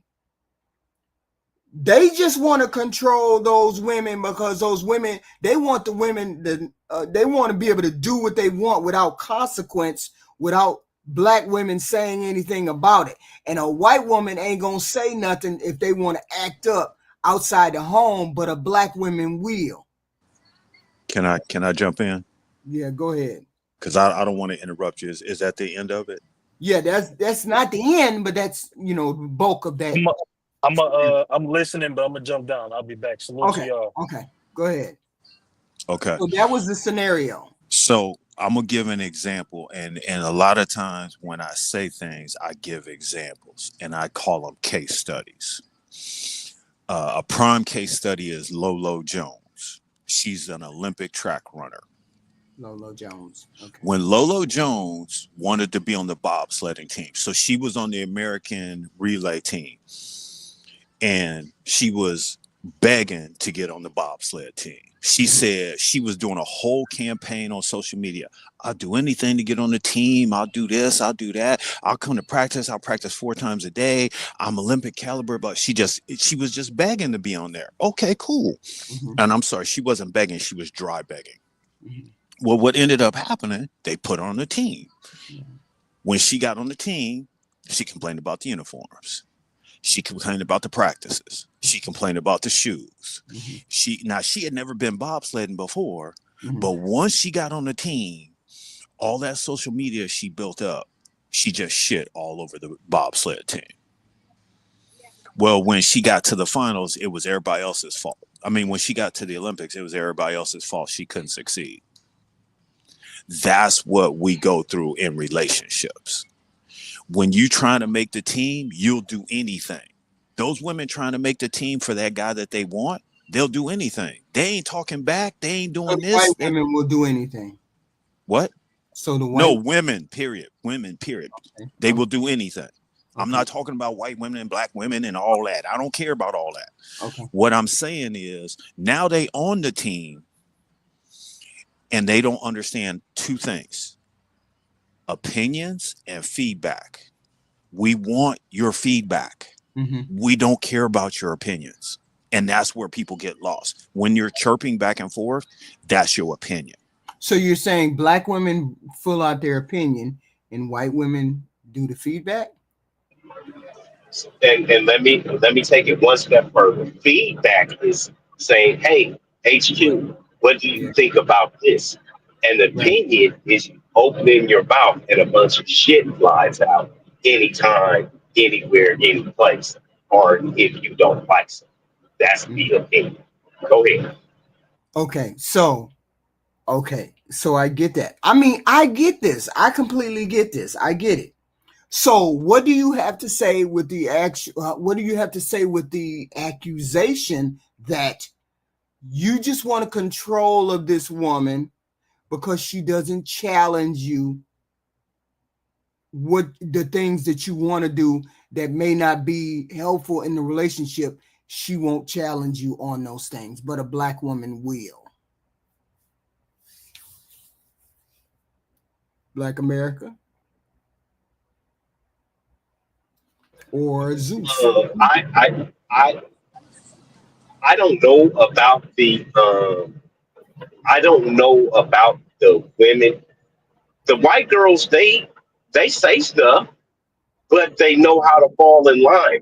Black women say stuff, and then they want to talk about, nigga, I'll shoot you, and I'm gonna get a frying pan, and I'm gonna cook some, cook, cook some hot sugar water, or nigga, I'm gonna pour these hot grits on you.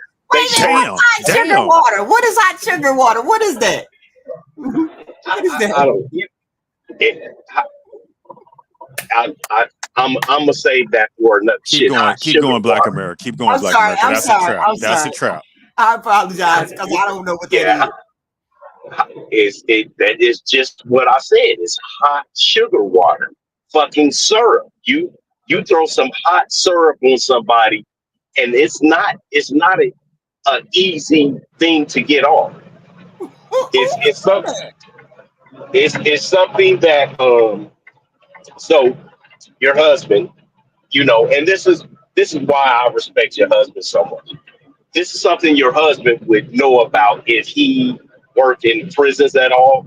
Mm, Prisoners yeah. prisoners use this to get back at other people. They use it on COs. Your husband has seen so many things that he never told you about that were so horrible and so grotesque, but he didn't tell you to. He kept it to himself because he know it'll scare the shit out of you. Yeah. Like literally, these things that us men do to each other in prison are graphic and horrible. And hot sugar water is like if you like when you get commissary and stuff like that, you boil something in a pot and you can throw it on guards and it will peel your skin right off. You be trying to wipe that water and sugar off your face, it dig right into your skin. It peel your skin right off. Oh, It'll slough your skin right off your body. It's oh, it's it's hot syrup. Think hot. about having syrup. Think about having syrup on your finger. Now think about Oh, get it wow. off. it is That, not good. But you black, give me you give me the willies. Can we pause for one Go second? ahead. Can we Yeah. pause for 1 second? Go ahead, Zeus. So we've been working at the prison. We've been working at the train yard. Mm-hmm. Uh, we've been working in corporate America, Right. and then we come home. Mm-hmm. Now those arguments, those battles we had at work, now Mm-hmm. we got to come home and have those same battles with you. That's where we don't want to have that. That's why we say women should be our peace. Mm-hmm. How important is that conversation? That's why I don't like the part of who's the prize. Because go ahead. No. What I was gonna say is, how is it so many? I, I guess that may be a part of the question that he asked. Mm-hmm. What am I? What did he ask me? He asked me, which one do I like? What was that? He asked me. Do I think you should have the peace or not have the peace? Or what was that he said? I can't remember. Which one do I prefer?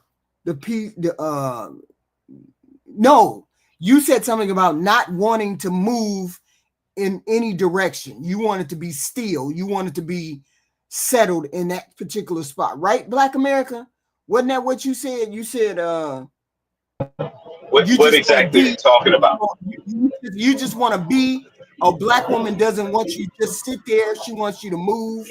But a white woman Oh is yeah, content. she wants you she wants you to be motivated and have ambition and stuff like that. Yes.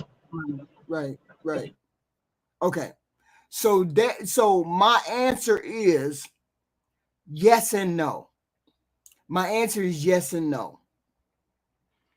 Depending on what vision you have for this family.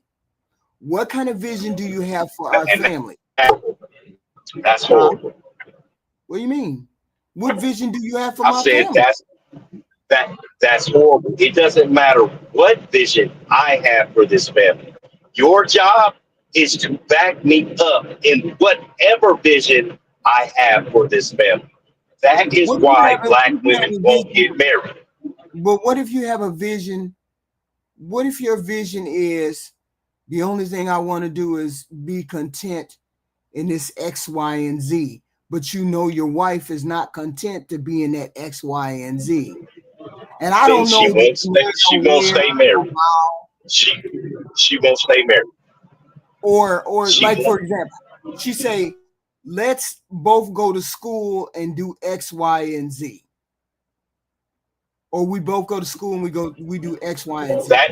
Then that would be her vision.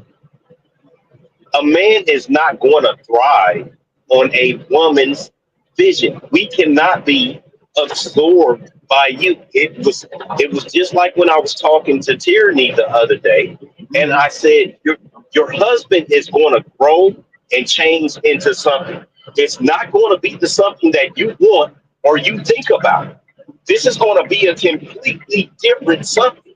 You have no guidance over what's going to happen to this man who is growing, maturing, has testosterone running through his body. These things,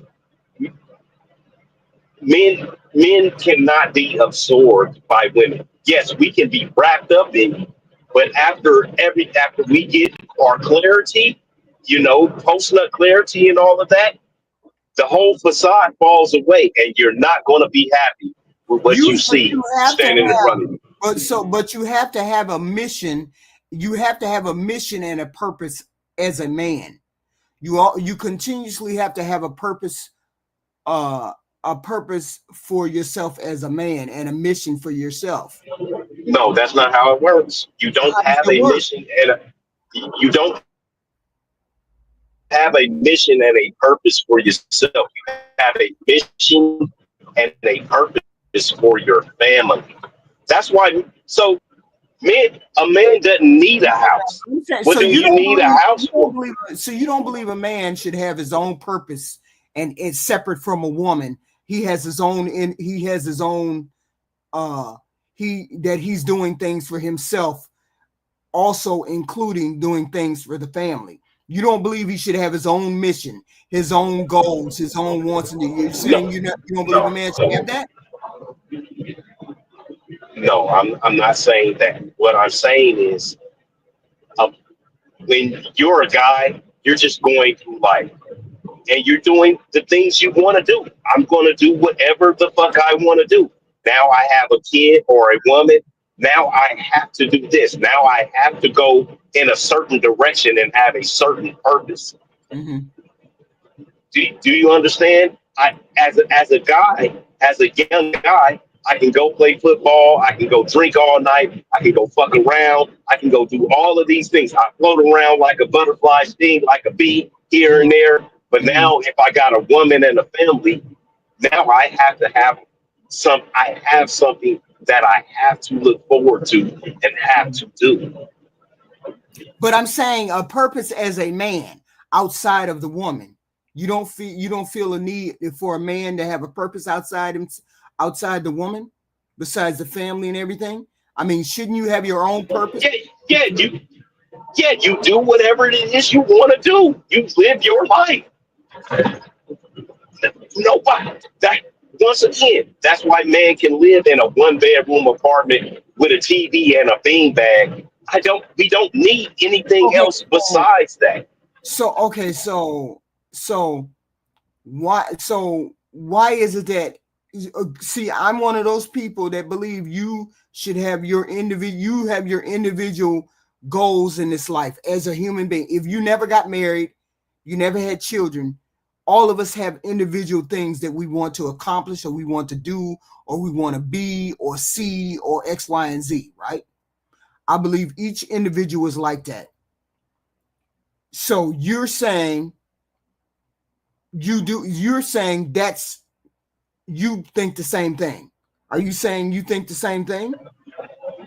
No, what I'm saying is, as a young man gets older, the facade of what you are, what you can be, what you're going to do, and who you are, it all fades away, and it smacks you.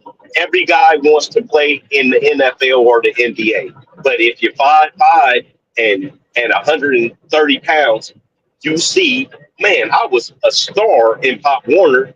I can no longer play football. All of the things, reality hits you.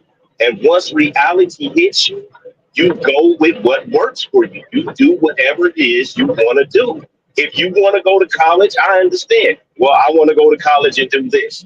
Yes, you just do the things you want to do, but you're not trying to win the world Nobel Peace Prize or anything like that No, that's as a not what guy. I'm saying. I'm saying every person has to every person so you're saying whatever your heart's desire is, that's what you do to fulfill yourself as a human, as a man. You fulfill yourself as a man.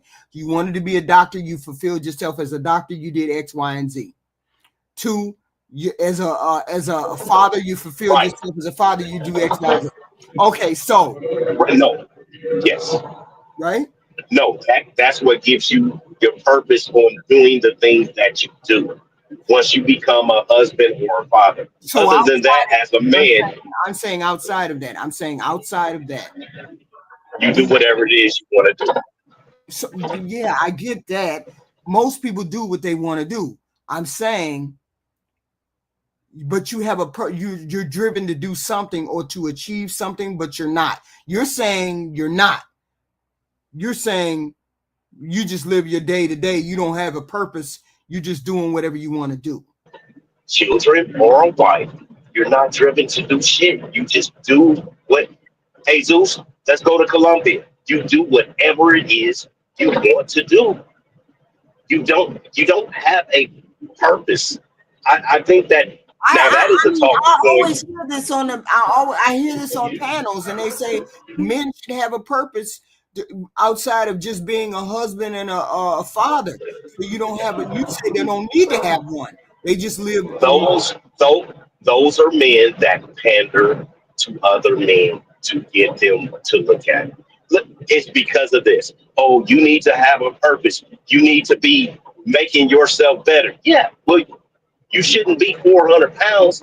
You should be living your life according to the things of nature, not eating too much, not taking too much, give what you can, things of that nature. But you don't need to have a drive and make yourself this super ultra person. You don't have to be directed in any way if you don't have any wife or kids. You can do whatever it is you want to do with your life. Well, yes, that's what I'm saying. But I'm saying there's nothing wrong with that. I'm saying there's nothing wrong with that. If you don't want to do anything beyond what you do, then that's fine. You would find a partner that doesn't. You would find a partner that would be willing to live with that particular aspect of you doing X, Y, and Z. I'm saying that's how No, you that's look for no, partners. no.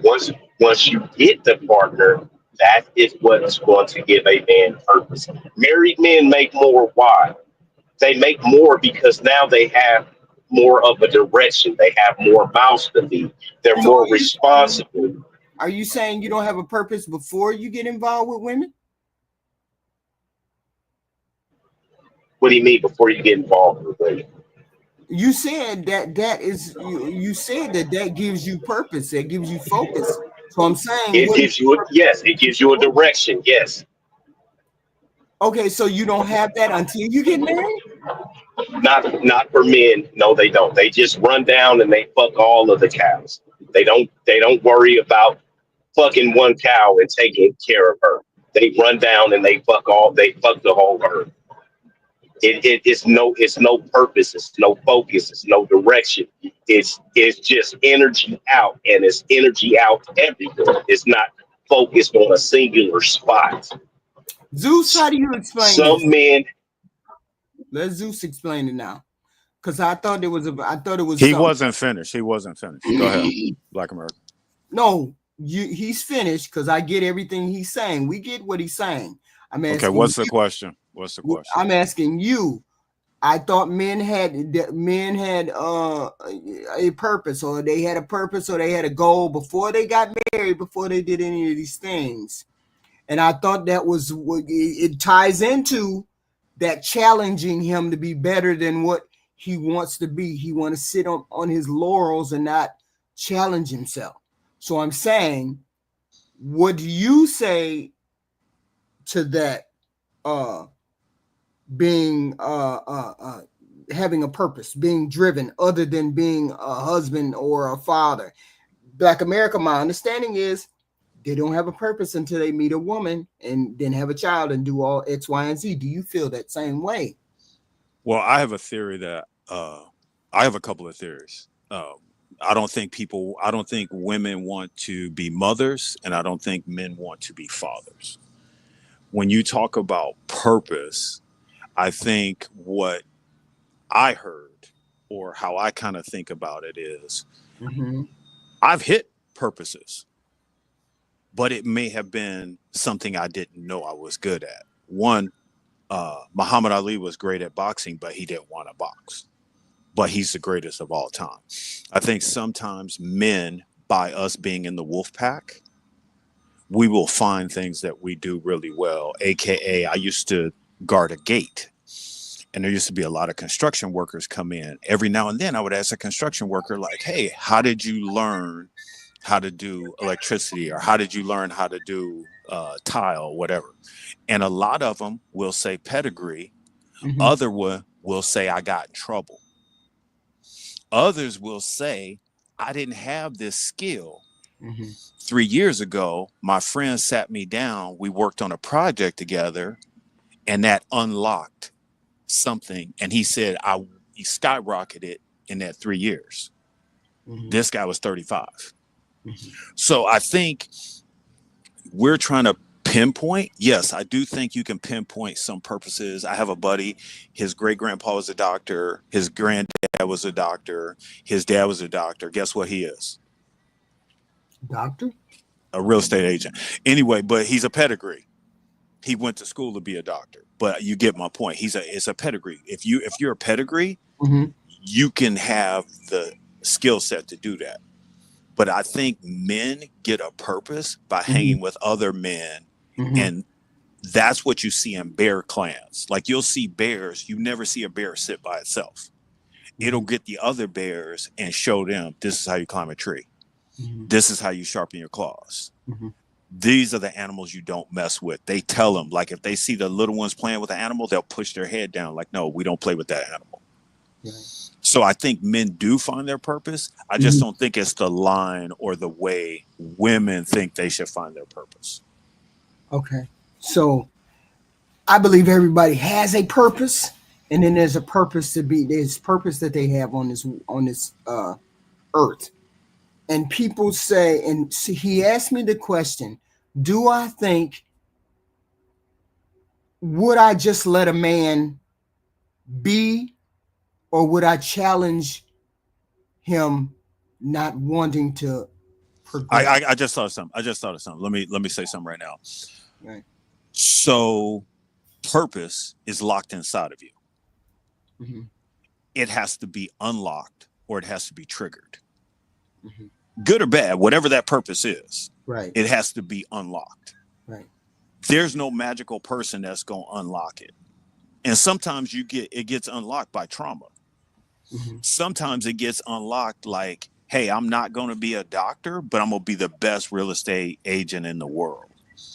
Hey, I'm not going to do this, but I'm going to do that. Sometimes it's just triggered. I had a girl tell me one time, she was like, hey, you're really good at that. I never thought I was good at that. Mm. And then she said, we need to figure out a way that you can make money doing this. Mm. I didn't go to another girl and said, hey, what do you think about what Susan said? No, I didn't do that. You know what I did? I went to a business guy. Mm-hmm. And I said, okay, here's what I'm thinking. Tell me what you see. Boom, boom, boom, boom, boom. And then he gave me the pillars of building a business. Mm. Then I went and saw other things and then I mocked them. It had nothing to do. That one person sparked it. It was already there. I just didn't think it was that great of a thing. Mm. So your question to bring it back to the question, why do we feel as though if a woman pushes a man to extend himself or broaden his horizons or do whatever X, Y, and Z, Mm-hmm. why do we feel that would be she won't let you be? Why do you feel that's a negative thing to push you to be X, Y, and Z as opposed to just letting you sit still? Because the argument was other races of women just let you be and do what you want. Black women don't let you be and do what you want.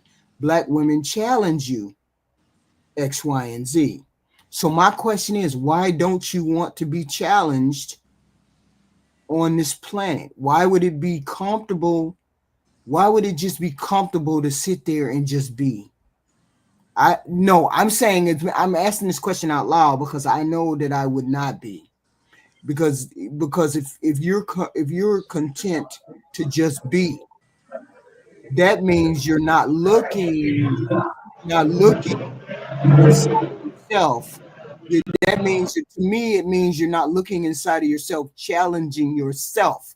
You might as well be a lump of coal if you're not looking inside yourself to challenge yourself to be a better human being, because that's our purpose on this planet, is to optimize ourselves or optimize our being. And I get it. Yeah. Some people just don't want to do nothing. I get all that too. There's people who want to just do nothing, and then that's fine. But I'm saying, why are black men angry with black women, when they want to challenge them to go further than what they are?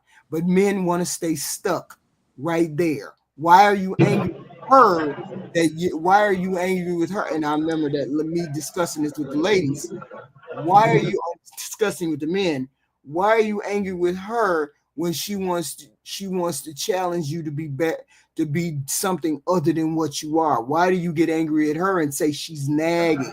She doesn't want me to be, or let me HQ. survive how I am. HQ, the simple answer is there's never enough of more. There's never enough of more. That is the simple question.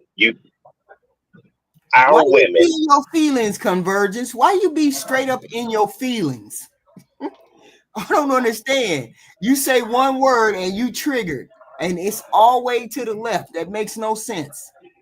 yeah, But then it's never enough of more. You can't be content. You make 50,000. Oh, that's just my whole point is, why would you be content when you can make more? for what? What do you need more of? You need more air. You need more water. You need more food. You need better clothes. You need more of what? I need all of that. If you're married to a And woman who and thinks you and can we do better, what's wrong with we don't. We don't. We don't need more. Okay, I can understand. I can understand that some people don't want to do more. I guess that would be okay. I guess that's okay. This is something that I would have to have a discussion with I'm gonna have a discussion with the ladies probably today, not today, but not tomorrow, maybe on Friday, and I'm gonna say to them exactly the conversation that I had with you. Sometimes they don't want to move from where they are. They just want to be. They just want to be. And a woman that's not black will let them just be, and you all don't want them to just be. You want them to move and to progress, I guess. Progress to progress to where? Where does it stop? I don't know. I don't know. I don't let's know. answer that though. So that's why I asked. I said that's why I asked you. I said, what is your ambition for you? What is your desire for you? You're happy to be right where you are, then that would be fine. But I'm saying just for example, I'm a teacher. I would not be content just to be a teacher. I would probably want to be an administrator. I'd probably want to go further. I'd probably want to do X, see this place, see that place. I'm saying that's fine to be right there. But I'm saying, why are black men angry with women when she's not, when she says you could be an administrator?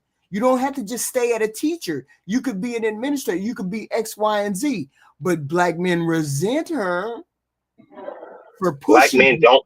Right. Black men do, and for one thing, black men do not resent women. No, okay? I'm repeating this. I'm repeating what Fanny said. I'm repeating what she said to me. The one lady said to me. I'm just repeating that. Okay, so that's the way she take it. It's like when women say, "Oh, that man is intimidated by me." No man is intimidated by a woman. We're not. And now, if you are an insufferable bitch, then you're just an insufferable bitch. We're not intimidated by you. We're just comfortable where we are. We like us for who we are. We like you for who you are. But there's never enough of more. Oh, you make 50,000. Now you need to make 60,000. You make 60,000. Now let's get you 80,000. Oh, now we need 110,000. Now, every time you go up in salary, there is something else missing. It's time, it's health, it's all of these things that are missing. I want to go back to something Zeus said. He was talking about I don't know what his word was for it exactly, but the word is legacy. My dad, right? My dad worked for the railroad, so guess what? Me and my brother did. We worked for the railroad, but that's not what you. If that's not what you want to do, that's not what you're going to do, and that's why I said it's no such thing as purpose. Because hey, I'm going to do whatever I want to do. That's why men leave their father. Their fathers give them all the information to be a good person and healthy and whole and all of that. And they cut their own path. You have to cut your own path as a man. You can't men don't follow each other like that. You use the tools that was given to you and you make your own count. Right. I mean, I get that. I get that particular part. I get all of that. And I'm trying to incorporate what I heard today, which was very disturbing today, because I walked up on it. And then I got into confrontation with the women, which was really, aggravating, because, they were upset. They were upset because, what the men had said, right? And so I'm just saying, how does that, is that practiced in the real world? What they were saying, what I heard there, is it practiced on here? Is that the reason why the control is the reason why? Well, one person said, we lost control during slavery, so we could never control anything other than the black woman. And now that the black woman has freedom, we can't control her, so therefore there's a resentment for that.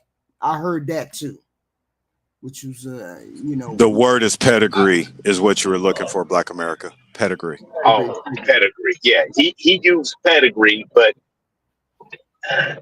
that I wouldn't use that word. Legacy, same thing. I'm with you.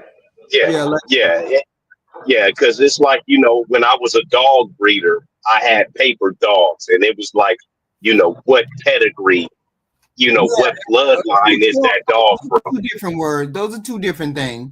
because pedigree is two different things, right? Yeah, legacy and pedigree. So we're saying the same thing. He's saying it's 10 o'clock. I'm saying it's 9:58. I think we get the gist of it, and that's where we need to keep the conversation going rather than breaking down like little simple words. I got you, Black America. You're on the same page. Oh, okay. Right on. No, we just got sidetracked on that. You just got sidetracked on that goofiness that I ran into today. Because I run into people. So why were the women mad though, HQ? Why were the women upset? Because the first gentleman, because the very before I even talked to those two, that I ran up on, I had a conversation with an older gentleman. He's the one who said, lost control in slavery, and then the only thing the men had control of was the women. That's why women got beat a lot or got abused, got beat a lot in 50, 67 because men had control of women at that time. And now that feminism hit, they don't have control because you can call the police, and so now they don't have control of black women and control of her mouth. So there's some kind of. There you go. And that's why we don't have families. That's it, right there. That black guy, that's the older black guy. That's what he said. And then, I just happened to be hearing this conversation with this man, and then something with these two men rang the same as that older man said. The older man said control too. So let me ask them about control, and then that's when the conversation started about control between men having control over women or men not having control over black women. And this was one of the reasons why black men resented black women, or every time you hear a black man say something about a black woman, it's always got to do with I can't control her, or she says what she wants, and this is a part of that submissive thing. That's how it came about. I just talked to people all day and they were saying something. I don't know why. I heard something totally different. What'd you hear? I heard a lot of women scared to be feminine. I hear a lot of women saying they got kids, but they don't want to be mothers. I hear a lot of women saying they can TikTok all day, but they can't look up a home cooked meal recipe. That's what I'm hearing. All this, like, we hate them. What are you talking about? Like, all of a sudden you're strong and independent, but you're the victim at the same time. You can't be both. You can't be both. And nobody wants to control anybody. What we want to do is, I want to team up with Black America. When he's fixing a car, I'm gonna go back to yesterday, Black America. When you changing my oil, you helping me out. Mm-hmm. Why do I need to run my mouth when he helping me out? Is he leading or am I leading? Mm-hmm. That's not a question in my mind. He's leading. Guess what I'm doing? I'm Robin. He's Batman. Robin's not talking. He's watching and he's learning. And if it takes 3 times for me to learn, I learn by participating, but mostly by absorbing. And you can't do talking and listening and learning. It just doesn't work. When these people, and I don't care about black women, you saying, you pushing the black women thing, I'm saying women in general. When women are in a classroom setting and they say, and the teacher says, don't talk to the end, they don't talk to the end till they get the information. Hey, when you get this paper, do this, this, and this. They do it. Why do they do that? But when it comes to their regular life, everything that we say, they go the opposite of, but we're holding them back. You ask me. Exactly. You listen to your boss. Across the board. That's across the board. You think? No, it's not. It's not. It's only with our women. You listen to your boss at work, but if I say, "Hey, baby, I want some salmon croquettes," I haven't had salmon croquettes in 15 years. Yeah, why the hell you say that? Damn. Salmon croquettes. Yeah, because I listen. I tell you, and I was going to interject something. So a couple of weeks ago, we went to the prison to talk to men, right? We went to the prison to talk to him. It was a guy who I hadn't seen since I was a teenager.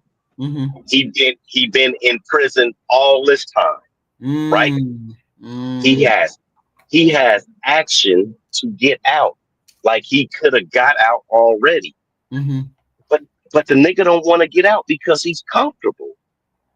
He don't want any more in life. And I kind of laughed because you know why, HQ? When I was in prison, I loved it. It was an enjoyable time. I didn't have any stress. I could work out every day. I couldn't see my kids, but for a lot of men, it's out of sight, out of mind. Yeah. You're relaxing, you're enjoying yourself. We can get into a situation or a place and be content. Yeah. And that's the problem. Like I said, it's always more. On the streets out here, you talk about, well, the women are going to push the men. Push them to where? They're just pushing them away because I don't want more. All I want is you. That's just a what the women were. I was trying to conceptualize or contextualize what the women were trying to say, because I have 3-4 women coming at, talking at the same time. It's like I gotta absorb all of that stuff, right? Now you know how men feel. Please continue. So I had to absorb all that. So that's what I got from that conversation. But I really got, okay, so, and I'm doing a more helping on the outside than I am doing on here, because there's a lot of people I meet and I talk to. So taking back to the women, why you say just stuff, they just want more. And they're saying why we can't want more, not necessarily physical stuff, but more. I guess it would be HQ. While you gather yourself, I'm gonna go shopping. Okay, I'm gonna take Tide Pro, and I'm gonna take Black America. Black America, you tell me if I'm wrong. We gonna go to the store, and I'm gonna buy Black America anything you want. I'm gonna buy Tide Pro anything you want. They gonna get the same thing. I don't even know these men. They gonna get the same thing. Ready? I'm gonna take you shopping, and I know exactly what you gonna get. Okay. When I take Black American Tide Pro, they gonna get a big truck. It's gonna be all kitted out. I'm gonna pay for it. That's what they gonna get. When you take a woman to the store, she want everything. That's what her request list is. And that's what Black America is saying. At a certain point, we have to be able to look backwards. And backwards is, for me, I'm a kid who had a higher education. I came from nothing. And now my house is paid for. My car is paid for. I got a job. I get entertainment. I have to be thankful for the universe. That's how you get more. You don't get more by just saying we need to put more on a plate.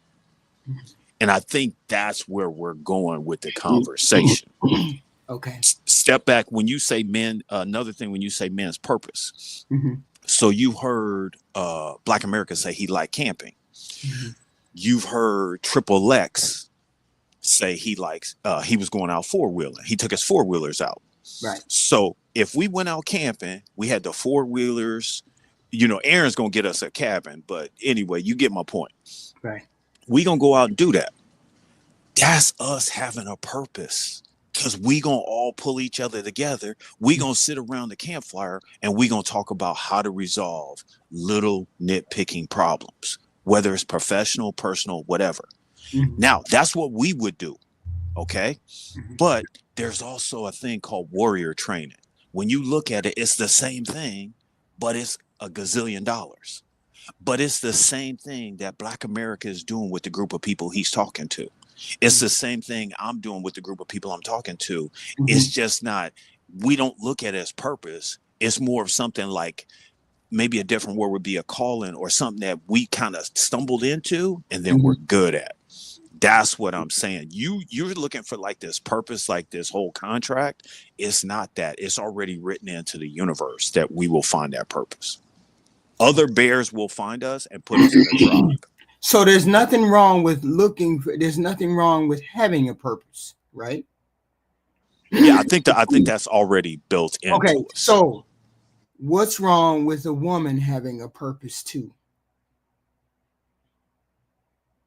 What would be her purpose? You can't fulfill your purpose without a man. If she has a purpose, y'all stop talking about food. Why are y'all talking about food? And I stop talking about food. That's Black America's fault. Yeah, that damn salmon croquettes take. Oh man, that was a trigger word. That was a trigger word, Black America. I don't have the ingredients, so I can't make it because I would have got right up and started making it.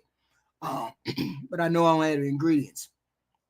No, women think there's a purpose, or men think that they should have a purpose too, other than being just a wife and a husband, wife and a mother, right? There's nothing wrong with her having a purpose and all of that. But once this feminism kicked in, they felt like, okay, men had a purpose. Men were driven to do X, Y, and Z. Why can't I be driven to do the same thing? Now I'm starting to get. I remember one lady said, we are independent and hard like that because we had to be. We had to be. And what did she say? She said, it's women don't want to get married now. Women don't want to get married now because they asked men over and over and over and over again to get married. Marry me, don't make me a baby mama. Marry me, X, Y, and Z. And the black man just wanted me to be a baby mama. He didn't want to marry me. And I was asking him to marry me. Now we don't need to add. Now we have no reason to believe in marriage. That sounds fake. Hell no, this is not fake. We have no reason to believe in marriage because we've been asking, and they said no. That was a. Let me explain this to every woman that's listening. Let me explain this to every woman that can hear my voice. That man that you fucking with, he wants to marry you. He loves you. Y'all done been around.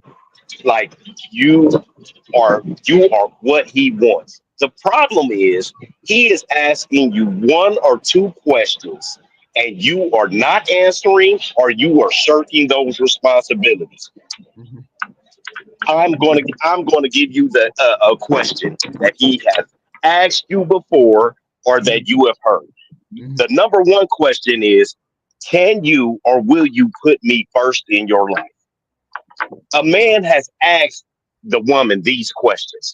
And you know what the women say? I got kids. I got my mama. My daddy's sick. I gotta do this. I gotta do that. That is not the way you answer the question. If you want to be married, you want to be married. That man asks you, can you put me first in your life? You say yes. HQ, that is what you did. You said, yes, I'm going to put you first in my life. These kids are important to me, but I am going to hand the rings over to you. You do whatever you see fit with me and these boys. Were you submissive, HQ? Yes, you were. You know why? Because when Thee said, baby, we finna move to Texas. Hey, we got a good life in Chicago. Mm-hmm. I'm a 911 operator. I'm making good money for this time. I said we moving to Chicago, or we moving to Texas. You said yes. Yeah. That is submissive. Like I said, I know you be thinking you fucking Attila the Hun of women and all that type of shit, but you're not. You a pussy. And you need to teach these women how to be a pussy like you. You a pussy cat. You not know. See, Black America, I mean, even as a kid, These women don't think like that. As a kid, when I was 12 and 13, that was all my thought process was. I'm going to get married, have kids. I'm going to travel the world. I'm going to do X, Y, and Z with my husband and kids.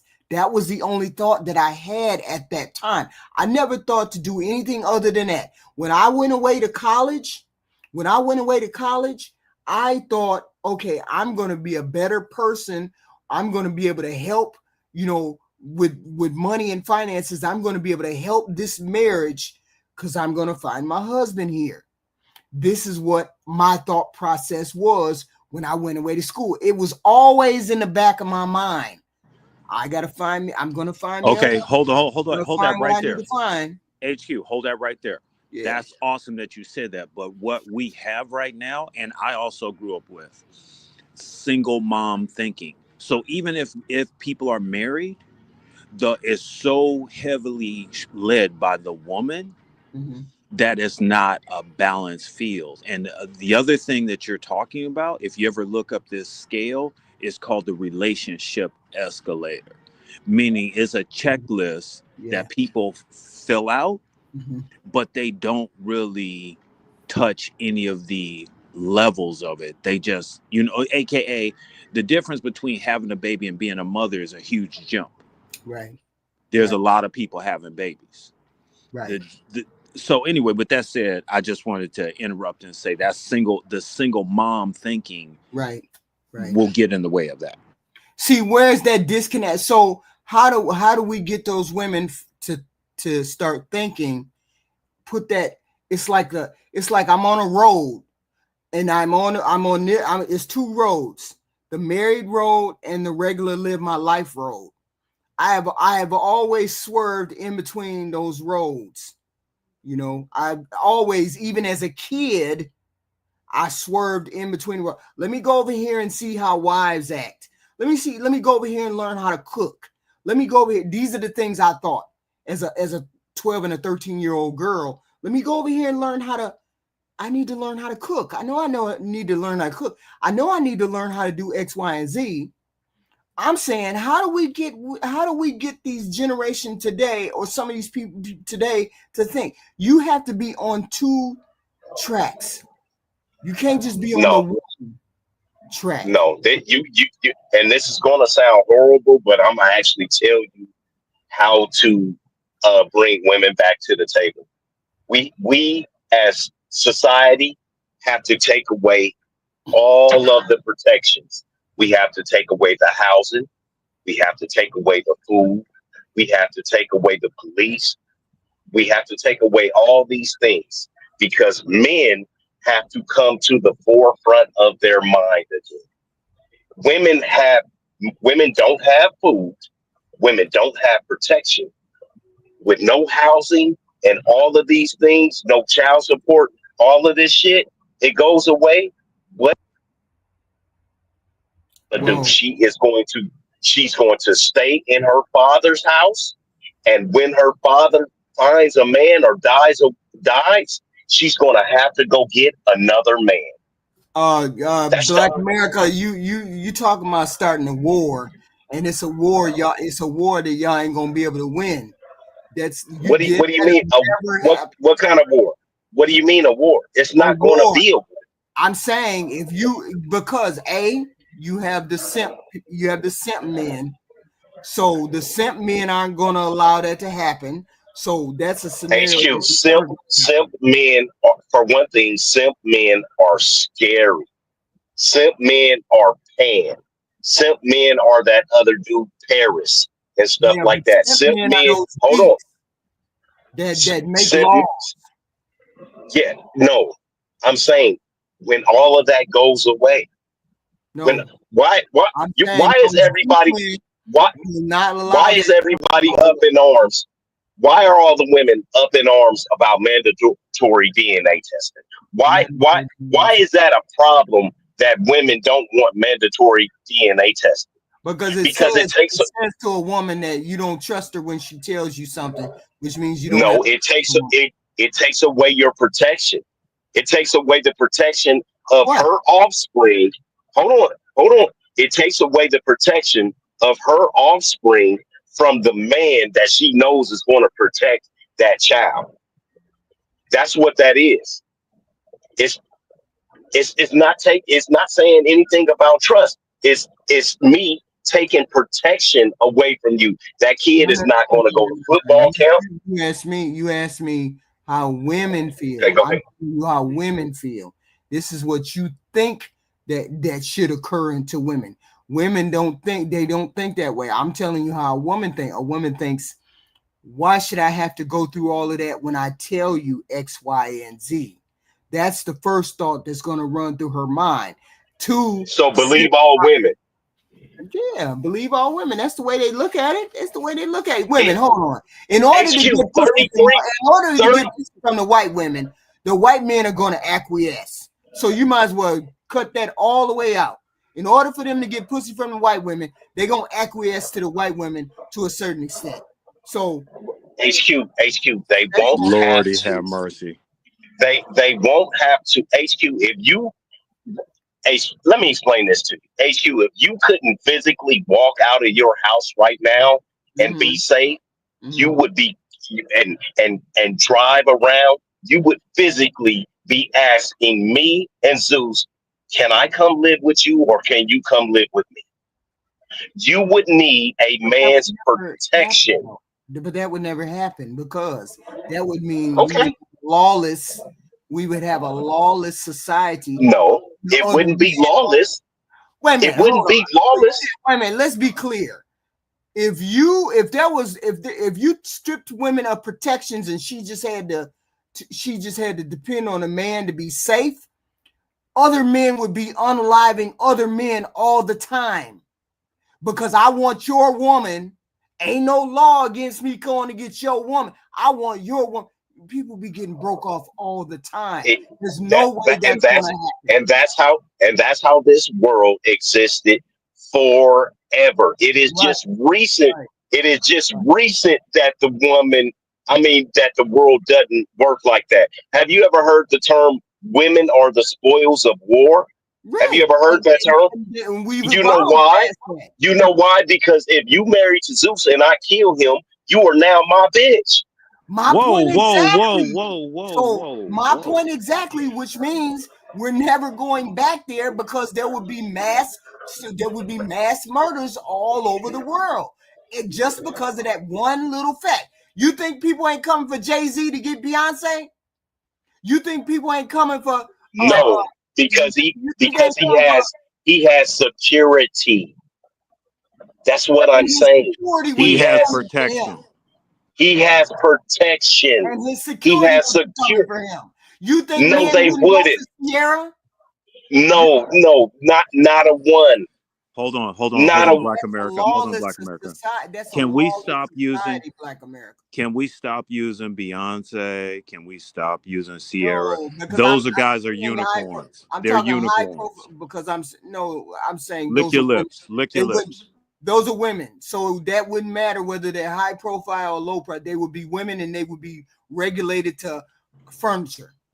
They have more resources than a regular woman. They are not regular women. Once you break the law down, all of that's immaterial, whether she got money or not. She still would be a woman. You're just making up stuff. Her husband still would be subject to getting his head knocked off because he wants his one. No, her husband is her protection, HQ. You don't understand. If we're all in the parking lot and we're all going at it with sticks and rocks, there is no man greater than another man. And I'm an animal, man. Right? He can have as much money as he wants to. Exactly. He's just a man. So therefore, any man can come up and break him off and take his wife, regardless of whether No, listen to what I'm saying. This next 15 seconds is important. I'm a man. I am a savage. I am a beast. Okay? I really am. I need a crazy check for the shit that I've done. But I don't want to get hurt. I don't want to try Zeus. I'm 225 pounds. I can bench press over 400 pounds. But I don't want to try Zeus. even though he's 165 pounds. I don't want to get hurt. People, yeah, but Black America, you're the one who said strip all of the protections away from women where they don't have any protection. If she don't have any protection, she can't. Your only protection is a man. You're going to run under a man is your protection. Right, but if you strip away the rights of female, she can't go to work, she can't X, Y, and Z, she can't X, Y, and Z, this, that, and the third. You're going to give license to other men to become. You missed the point, HQ. You missed the point. I get the point. I think that's what it is. I think she missed the point. I didn't miss the point. I completely get it. You cannot go back to the past. Okay, you can't do that and then expect men to be civilized like they are today. You can't expect that. I would never expect that. I would never feel safe. A woman would never feel safe exactly in the world again. Exactly. So and that's what I'm telling you. I can only depend on my brother as far as the strength that he has and the will and determination to keep me alive or keep me in his house. And that's what a man is for. And that's what I am telling you. Let's say we took away Section 8, EBT. Let's say we take away all those coverings that they have for women. Let's say we take away all, and you got 3 to 5 million women out on the street. They're not going to be on the street for long, HQ. They're going to go find a man to get up underneath. Wait a minute. They're going to go find. Wait a minute. Hold on. Women. Go ahead. Most women who collect those kind of services and those kind of check and that kind of money don't have a man that they can get up under. So what do you mean? And what I'm telling you is they're gonna go find a man to get up under. They're gonna be cooperative. They're gonna be submissive. They're gonna be nice and sweet because it's fucking either hot or it's cold outside. I want your woman. So I'm coming to get your woman. HQ. Hold on a second. You don't understand. Zeus doesn't want to fight me either. Aaron, remember I asked Aaron the other day, you want to fuck with one of my baby mamas? Aaron is 6'5". He benches 500 pounds. He said no. He doesn't want those kind of problems. Men don't want to have a confrontation with each other, HQ. It's never ending. It's never ending. Because it's never ending. And what we realize is, as men, we realize that we are all crazy. You guys don't understand how nice and supple we are with you guys. We are savages, HQ. But see, your scenario is so outrageous that you say strip away all of these things. That ain't the only thing you would be stripping away. That's all I'm saying. You would be stripping away protection. You would be stripping away civility. You would be stripping away a lot of things that you don't want to strip away, and then you would find yourself in a fight for bullshit every day. Ain't no way. HQ, and what I'm gonna tell you is, men don't care. If you take men don't care about that, HQ. That's what I'm saying. What I'm telling you is we live on the I wish a nigga would. You don't understand what it's like. There's always people that are better than you. No, you don't understand what it's like to get amped up for a fight, right? And have adrenaline fill your mouth where it feels like blood.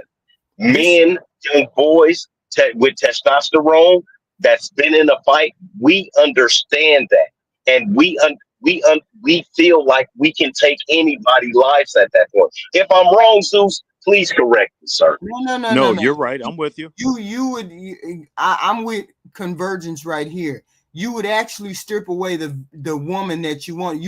She wouldn't be the person that she is today. She would be a completely different person if you took her out of the job market, you took her off of food stamp, you took her off of this, that, and that. She wouldn't be the same woman that you wanted. She wouldn't be the same woman. How did we get here? He gave us he gave us a scenario that's unreasonable and illogical that we would never even have. You can wish. That's not what happened. HQ, Hold on, They're trying Black to America, wait, hold on, take hold away on. Section 8 and food stamps right now, HQ. They're Yeah, doing it right now, and these on. women are hitting the streets. here's the problem. HQ. Here's the problem. It did. That's not how we got here. It's He not. used a simple logic. He said DNA testing. That's what he used, and that was just one thing he used. Yeah, And there's then nothing wrong with DNA testing. What's wrong with that? We don't have an argument. hold on a second, HQ. He brought up what I'm saying is we went to level 10 when he used a simple thing like he said DNA testing, and he showed how that would remove the protection. This is how we spiraled out of control. Because you remix I'm not out of control. Stop saying I'm out of control. I hate when I didn't say you were out of control. I'm I not said out we. of control. I said we. So I'm saying what he said was he said protections from DNA testing. Okay, great. But how does that relate to this other scenario where you would strip her of her food stamps, strip her of her all of these things? She would not be the same human being. You would not have the same scenario. You would not even be the same human being if they took away all of these things. So I'm saying to make those kind of to make that suggestion. What's gonna change for me? I'm not on Section 8 of food stamps. What's gonna change for me? I work 70 plus hours a week. Nothing is going to change for me. You're right. She won't. Hold on 1 second. You're right. She won't be the same. She won't be bitching. Not be the same. You would not be the same. Don't you think that would be you? You would need to do more than just she would be sitting at home in the house. Don't you think that you would need to do more? What do you mean do more? No, there is no need for more. I'm feeding you. You're clothed. We got cable. You got Wi-Fi and internet and everything. You don't. What do we need? You need to go to the Bahamas. That's what I'm talking about. You keep talking about this more. Talking about taking rights away from women, and that's just non-starter. No, HQ. What I said was protections. Section 8, EBT, alimony. Food stamps don't protect me. You're right. That's why I said. That's why I said 20% of black women are only 20% of women are black women are on the poverty level. The rest of them are not. So what do you mean? Even if you strip that away, you know what? We need to actually have and I don't even like saying this. We need to have an actual. Let's really see where our black community is at with you, so you can stop throwing out these crazy ass numbers. No, 47% of black women are mothers. 47%. 47%. Yeah, 26% of those are in poverty. 26%. So half of them are in poverty. No, 26% are in poverty. Yes. Yeah, but 47% are single mothers. 26% of that in poverty. That's how that goes. I looked up the stats. Yeah, so if we take away protections, they'd be fine. And so if we took away the Section 8 and the food stamps, everything would be okay then, right? Yeah, but not all women in poverty have Section 8 and food stamp. There's only a so then what do they have if they're not on Section 8 and food stamps? Why are we having Section 8? I meet poor women every day. They ain't on food stamps and Section 8. They work, but they in poverty. Okay, so then why do we need it then? If they work, why do we need it? Older people have Section 8 and food stamps. HQ, my younger sister has been on Section 8 and food stamps for, I want to say, coming on 30 fucking years. I've bought in her cars. I've gotten her into houses and all type of shit. She's a fucking bum and a dirtbag. And that's where she wants to be. It's just where she wants to be. Bitch, I can't do nothing for you if that's where you want to be. Yeah, but that's not the bulk of black women. That's what y'all don't get. That's not the bulk of You black women. you are in a different stratosphere, HQ. You don't see you haven't seen these people because you've had a husband for so long and he's been working his whole entire life. You don't see these people. You don't go out to biker clubs. You don't go out to dive bars. You don't go shooting pool or no shit like that. Go out to where the regular black people are, and you will be like, holy shit, these niggas are crazy. I promise you. Is the black? I have to look that up. Population. But I understand that. But what I'm saying is, y'all don't get that the bulk of people on food stamps and Section 8 are white people, for one. 26% of black women are in poverty. Black 26% who single mothers, 26% are in poverty. The rest are not single mothers. So that means there's 70% of single mothers that are not in poverty, but there's 26% that are in poverty. That 26% is only a fraction of them that get Section 8. So it's not a black thing that gets Section 8. I keep trying to tell you it's not. It's older people that gets food stamps and handicapped people that get the food stamps. It's not black people. People think because you're poor, just because I'm poor, don't mean I'm on food stamps. I didn't say black women. I said let's take women every day, and they not. I said let's take the protections away from women. That's what I said, HQ. I said let's take the protections away from women. Mm-hmm. Mm-hmm. Yeah, but why would you? Why would you want to do that? Why? You missed the point. You missed the point. So that we can see. I didn't say exactly. So we can see a change in their behavior and a change in their dynamic. If you don't have, way to see a change in my behavior. If you don't have a place to live and you don't have food in your stomach, you're gonna be acting a whole lot different. So you want women to be compliant. So you're unhappy with the way women act. So you want women to be compliant. Stop it, tyranny. Stop it, tyranny. So you take their rights away. I didn't say take their rights. I'm saying take all of their protections and the things that are handicapping them. The things that are a handicap is something that is given to you.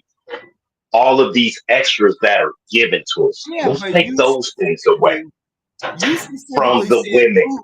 You specifically said food stamps, and I said there's 26% of black women who are in poverty, but not all. I don't care about black women.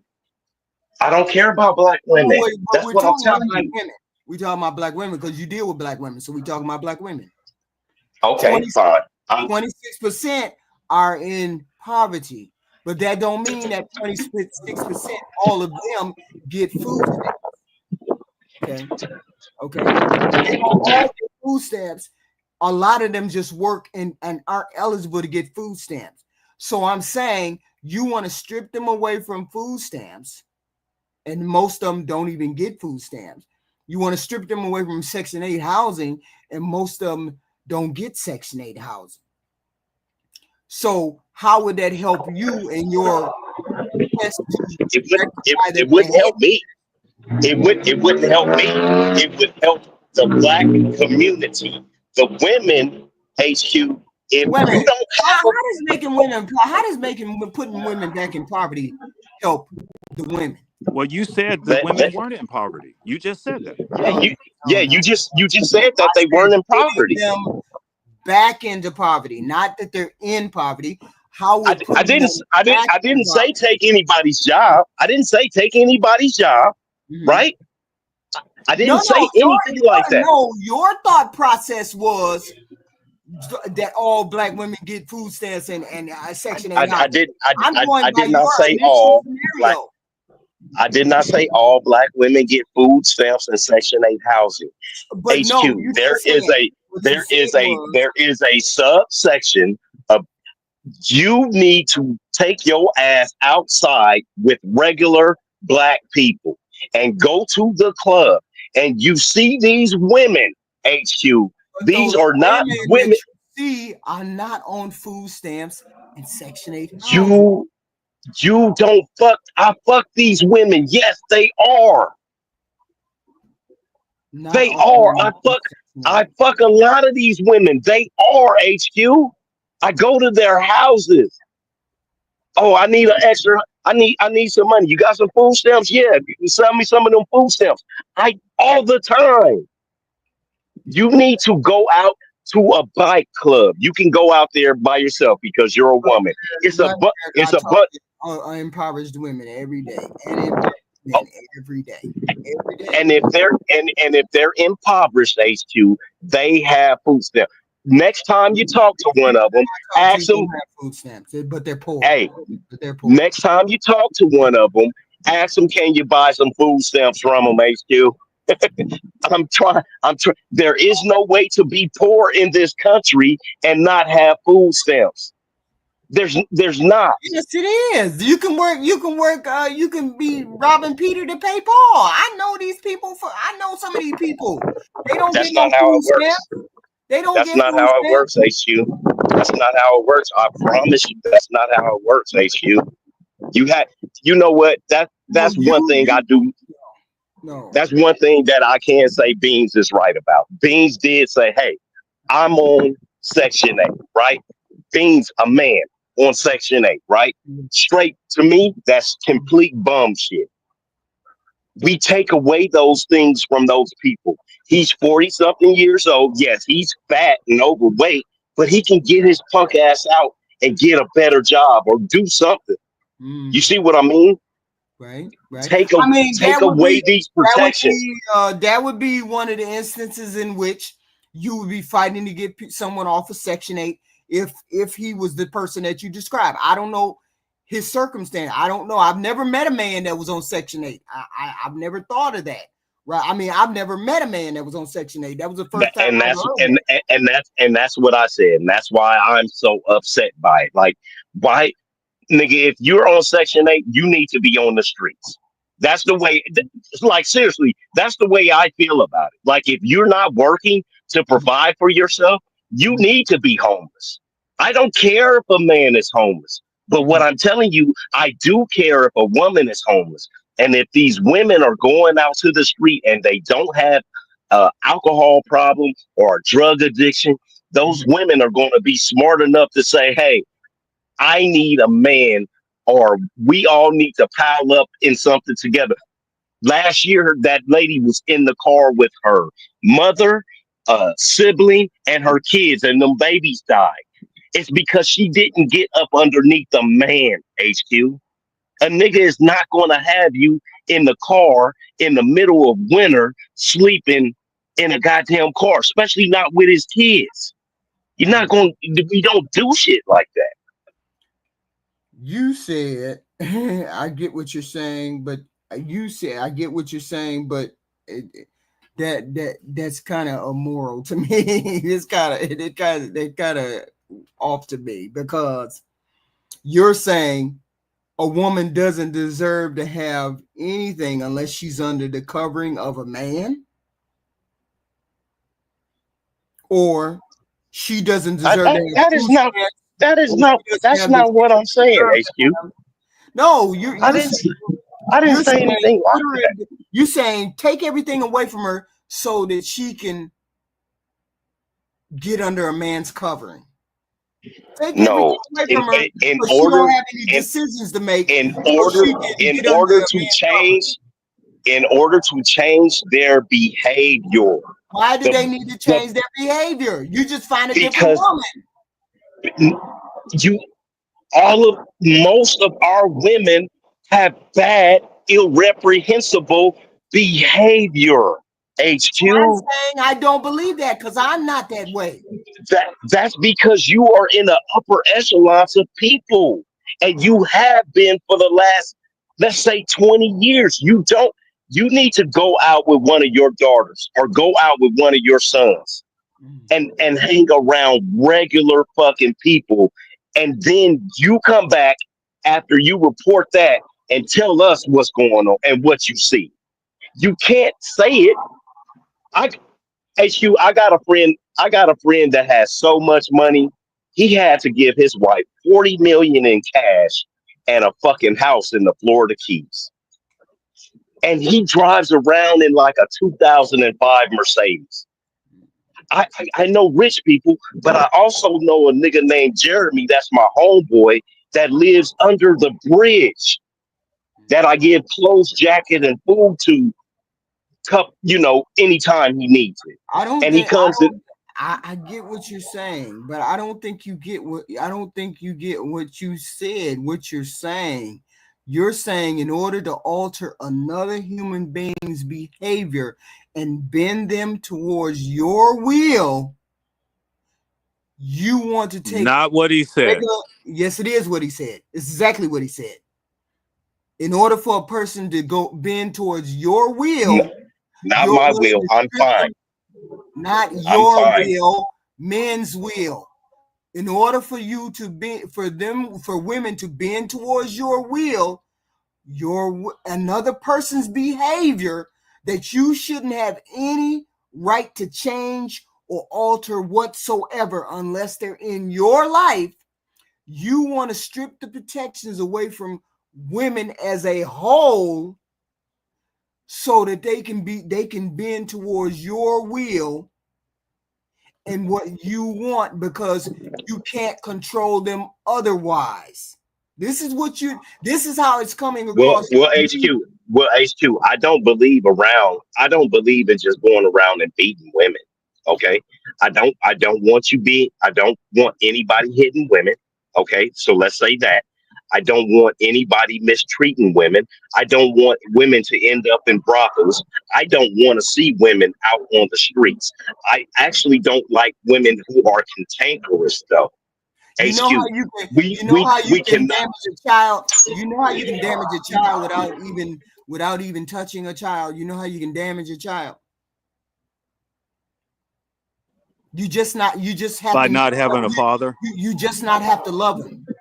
You just don't have to love them, and you can damage a child. So I'm saying you have to think. I'm gonna tell you a story about my dad right quick, and then I'm gonna jump off and I'm gonna listen.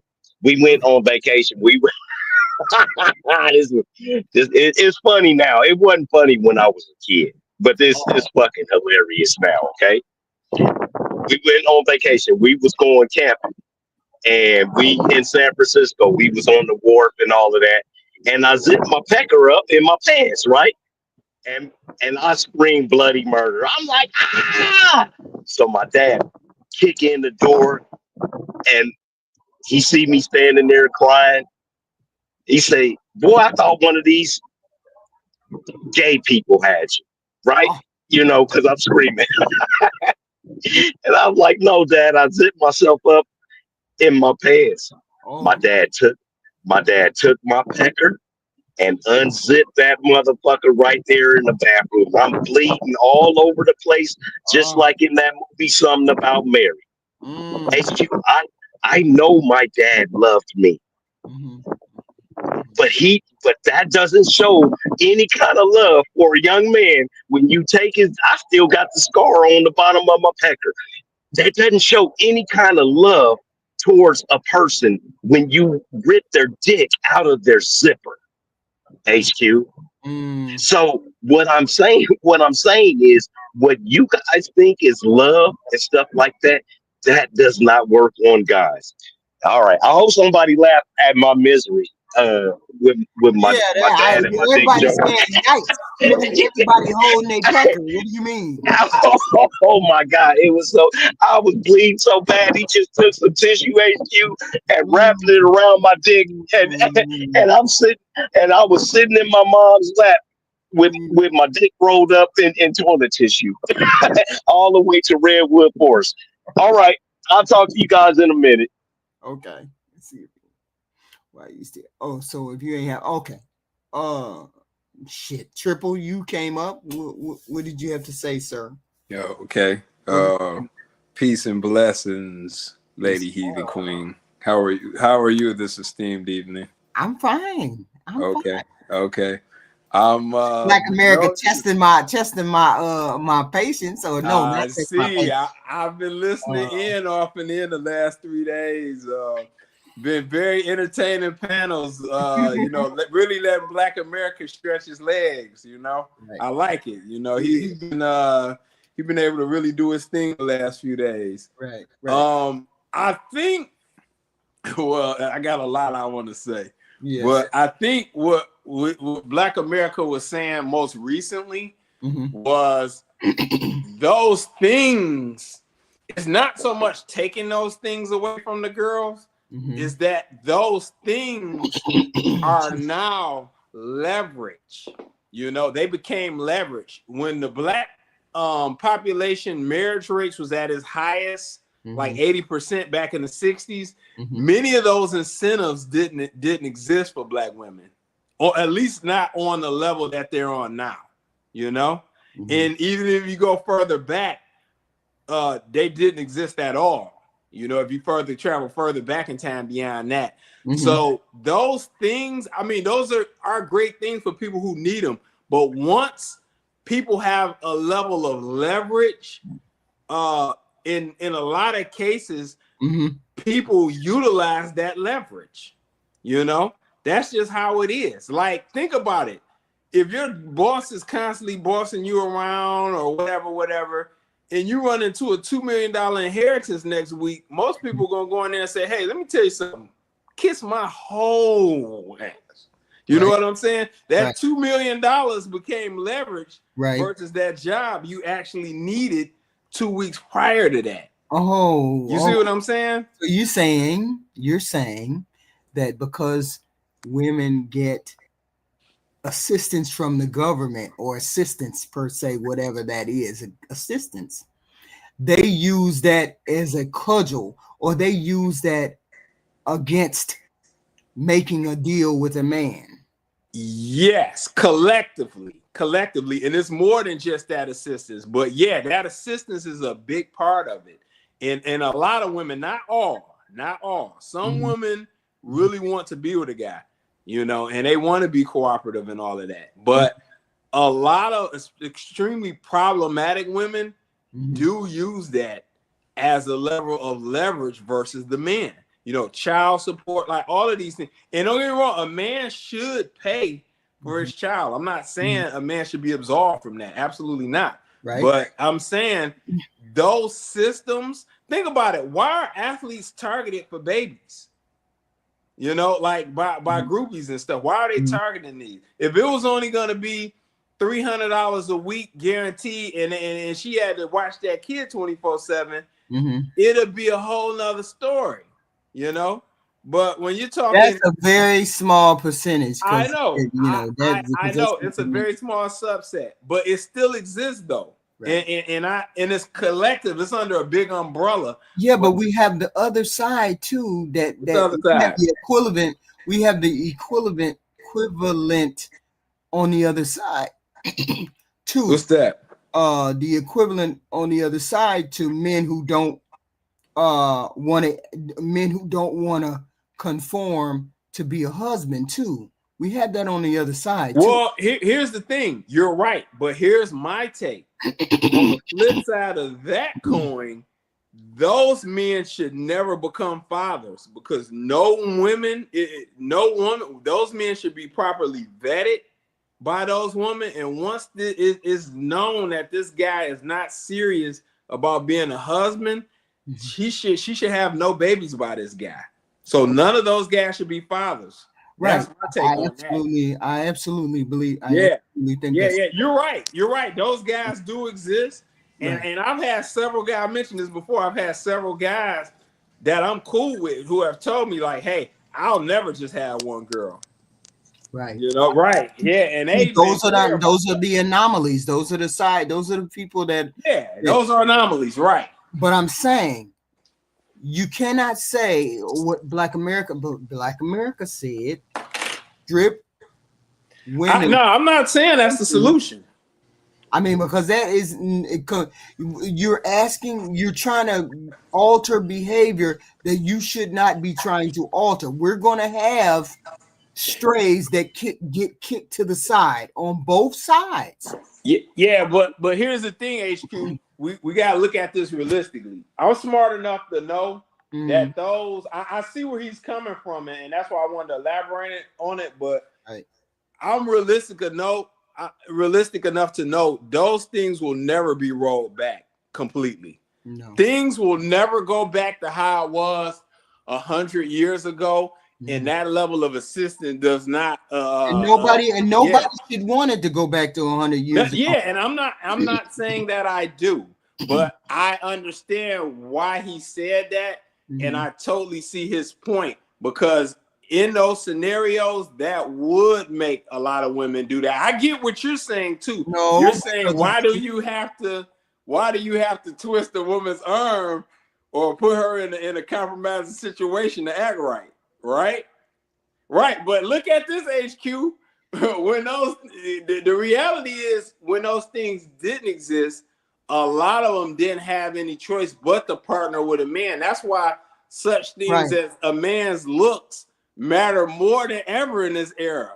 In no era ever before now has a man's looks mattered more. But see, here's the thing. This is something that I do know. If you strip women of those protections and you strip them of X, Y, and Z, that's not going to get men closer. That's not going to get you closer to the vagina. It's going to get you further away, because now you're looking to force her. That wasn't the point. The vagina is not the point. The vagina is not the point to get the vagina. This is more about cooperation. Yes, it's vagina. Not vagina. It's vagina. No, it's the woman to let me finish. In order to get that woman closer to be on your program, you strip away her, whatever you strip away. That's not going to get you closer to her cooperating, showing the vagina, letting you have a vagina, being nice to you. It's not going to get you closer to that. So what would be the point in you doing that when it won't get you closer to what you're asking for? Well, see, we got to look at it from two different perspectives, HQ. If we go back 100 years to 1925, when none of those things existed, the woman a lot of these incentives that Black America was talking about for women, like the extensive welfare, the protection that he's discussed. No, it can be closer to no. I'm saying this to make a point. When those things didn't exist in a manner that in the same way they exist now. Yeah, they don't understand what they're talking. They don't understand. Right. So those things were not missed. The women had to acquiesce to what the game plan was, and getting a man was of the utmost priority in those eras. Now, I see your perspective. Like, to have these things now and take it away from the woman, it would cause resentment from the woman. You're gonna have more than resentment. You're gonna have to take it. Be very upset. Right. Yeah, I know. So that's why I said it can never go back to what it was, as I said before. So I'm with you on it. And it's not a matter of better one. It's not a matter if it's not gonna make you better. All of these programs don't make women worse. Women are gonna be shitty regardless of whether they had these programs, because you think women was shitty programs don't make women shitty or not shitty. There's shitty women who don't even in that program. Let me ask you a question. Do you think they're more shitty now than they were 100 years ago or not? They're more vocal. You're seeing it. No, I'm just saying, are they just shitty? I'm explaining it. They're more vocal now. Go ahead. They're more vocal now. Back then they were the same as they are today. Women were deleting themselves, getting put in the asylums and doing all of this kind of stuff. I'm gonna say this. I'm not gonna say my mom's age, but she's probably nearly enough to be old as your mom. Yeah. Her mom, which would be my grandma, which was born in 1912, she said from their talks, because we've talked about this on before. What she said, her mom said, and her mom, keeping in mind, was born in 1912. Right. Stated that women of that era was a lot more classy and a lot more ladylike, you know? So them being But this you didn't big ask me about that. hold on. You didn't I'm ask not me about saying they're that. perfect. I'm not saying they're perfect, and I'm not saying that they were not problematic. Nobody is perfect, but collectively, that is what was told to me. I'm gonna just say this, and then I'm gonna let you get the but mic. that's not what you asked me. Go ahead. You said what were women like back then? I said to you that it was more that today they're more vocal. You can see it now. Back then you couldn't be vocal. You couldn't show your real feelings. You couldn't do that. But we still all had the same feelings, thoughts, and temptations like they do today. They just right, but what do that have to? What does that have to do? Because you made it seem as though classy and X, Y, and Z means that she wasn't a fuck shit lady, and she no. probably Hold on. I'm gonna give you an example of what I'm talking about. I was watching your panel yesterday. Zeus was throwing no shots at Tyranny. Tyranny came up here. She had a little back and forth with Black America. She, it was some things said, but. And then Zeus was challenging her on some things respectfully, and the girl just said, "Your mom." Yeah. Like at this guy, and Zeus respectfully is old enough to be that girl's dad. That was crazy to me. Was she talking to Zeus? Yeah, she was talking to Zeus. Zeus right there. Or was she talking to No, she was talking to Zeus. Zeus challenged her on something respectfully, and then she was just like, "Your mother." Right. And then double down, and I just was like, what the fuck? Yeah, that was crazy. Because even when she said it, you made a face like, whoa, you know? Because you was caught off guard by it, and I know I was too. Right. Yeah, and Zeus just was like, yeah, thank you. He didn't go back and forth with her or whatever. But I'm just saying, Zeus is old enough to be that girl's dad. That's what I'm talking about, HQ. That's where we going with this. It's like certain things I've disagreed with elders and stuff, but I'm not gonna just be like, hey, F you. No. It's just that's not even in the back of my head to say. Right. Because that's the way I was raised. Right. That's the way they was raised. Right. That's what she was saying. Right. I mean, look, people are raised. I'm not going to speculate on how people were raised. I'm not going to speculate on that. I'm like, did a pack of rules raise Tyranny, or what the hell happened, man? That was crazy. I'm not. I can't have a conversation on somebody how other people were raised. I can't. I understand that. I only can go by what they say. There's a lot of conversations. And people say some wild shit. Wait a minute. Yeah, people. You ain't been on my panel. Hold on. Have you been on a panel? Wait a minute. Maybe you did answer the question. No, yeah, you did.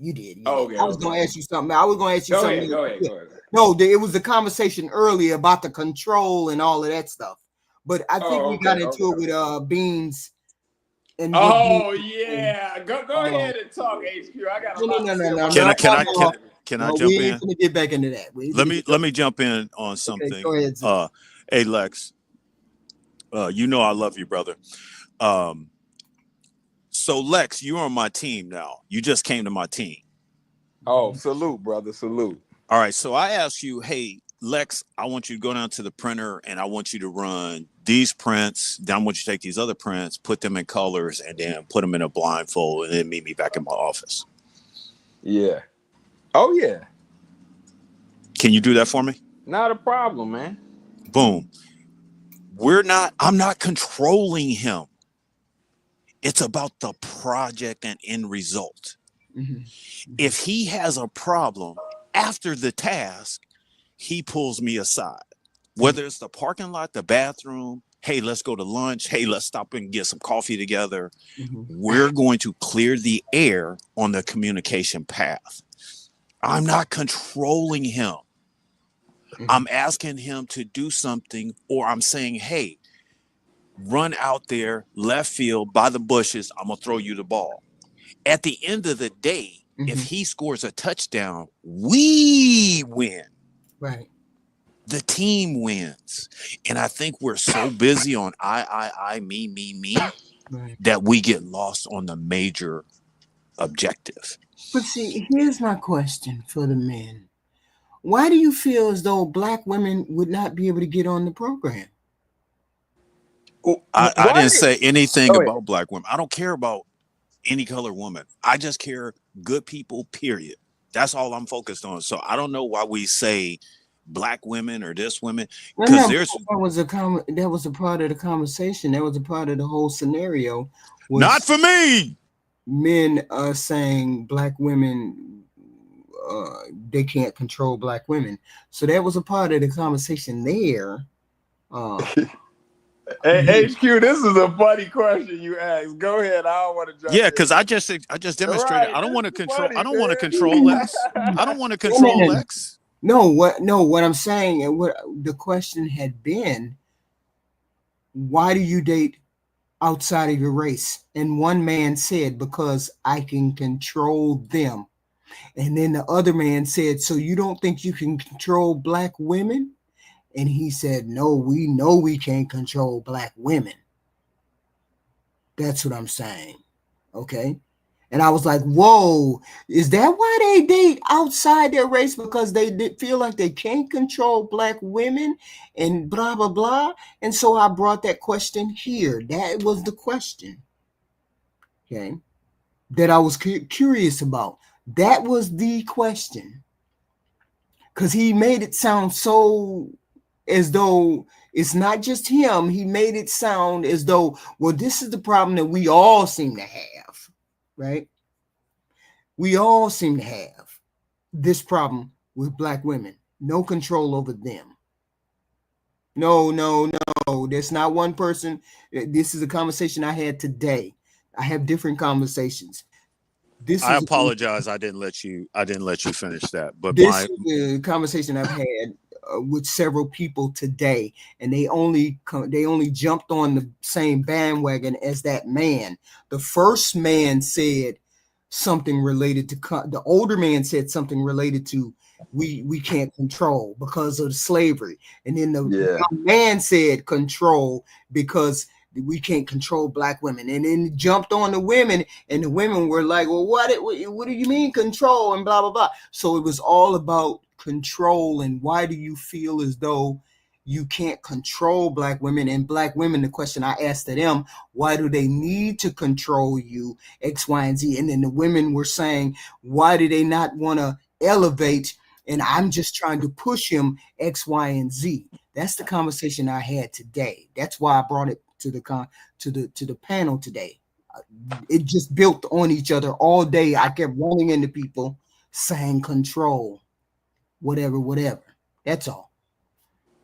And I wanted people's thoughts on it. That's all. I don't have an opinion one way or the other. I'm just saying this is what I heard today. And then I'm thinking, is that really true? Do men really feel like that? Is that why they feel like I think, I was going to say, HQ, what you're witnessing here is like we've crossed over even past locker room talk. Mm-hmm. You're diving deep into the psychology of men here, and what you're finding out slowly but surely is men are, and I know you probably already knew men and women are very different, but we are very, very, very, very, very different from women. So, and you're slowly doing a deep dive into male psychology, men's psychology, and what's happening is as you dive deeper into it, you're getting hit with full-on blows from men, and it's a lot. I've been getting hit with those. My skin is like an armadillo. I've been getting hit with them skins since I've been young. Today was an eye-opener. Those were eye-opening conversations that way, because he said because the master took away everything from me. I couldn't say anything when he took my babies away. But Yeah. what I could do, I could control my woman. And then when feminism came along, I couldn't control my woman and blah, blah, blah. And now we can't control the women. And I was like, huh. Well, I'm gonna say this, HQ. And I say this, it's a level of, like, I'm gonna just say this, there can only be one. You know what I'm saying? Like, if you're gonna have two people in a relationship, somebody has to be the leader. You know? And I say this to every girl, you know, we rocking or whatever. I say, hey baby, who run this? You know what I'm saying? And if she ain't like, hey, you run this, Zaddy, then you know, this ain't it. This ain't for us. Right. You know, like, we could just be cool. You can come and go as you want, but it ain't gonna be nothing serious. Yeah. You know? I understand that. I understand when he said that control, I was like, okay, that makes sense. That kind of makes sense. And when the other young man said it, I was like, oh, okay, so that do make kind of sense. Yeah. But am I listening to an anomaly, or am I listening to men, totally men? Is that they're not saying control, but they're saying something else? You're listening to men unfiltered. You know, he was like really raw with it. He was like, y'all can't keep your damn. He was really very. I will say this too. There are variations to it. It's not like an absolute, because every man kind of got his own style. So even if every man had the ideal situation and woman he wanted, they would still execute it slightly different. You know, it'd be a lot of similarities, but some guys would just have a naturally more laid back style, which would invoke a little bit more freedom from the woman. But some guys would be boom, boom, boom, boom, boom, boom on a woman, because that's just how they are. You know, so it still will be differences, because I see it now. But because every man got his own style and personality. Right. You know, So here's my question. Go ahead. How do you bridge the gap between him saying, we can't control these women. And then I had the conversation with the women after that. I was like, you all aren't submissive. You all don't know how to keep your mouth shut. You always got. I didn't say it like that, but I'm saying it in a nice way, right?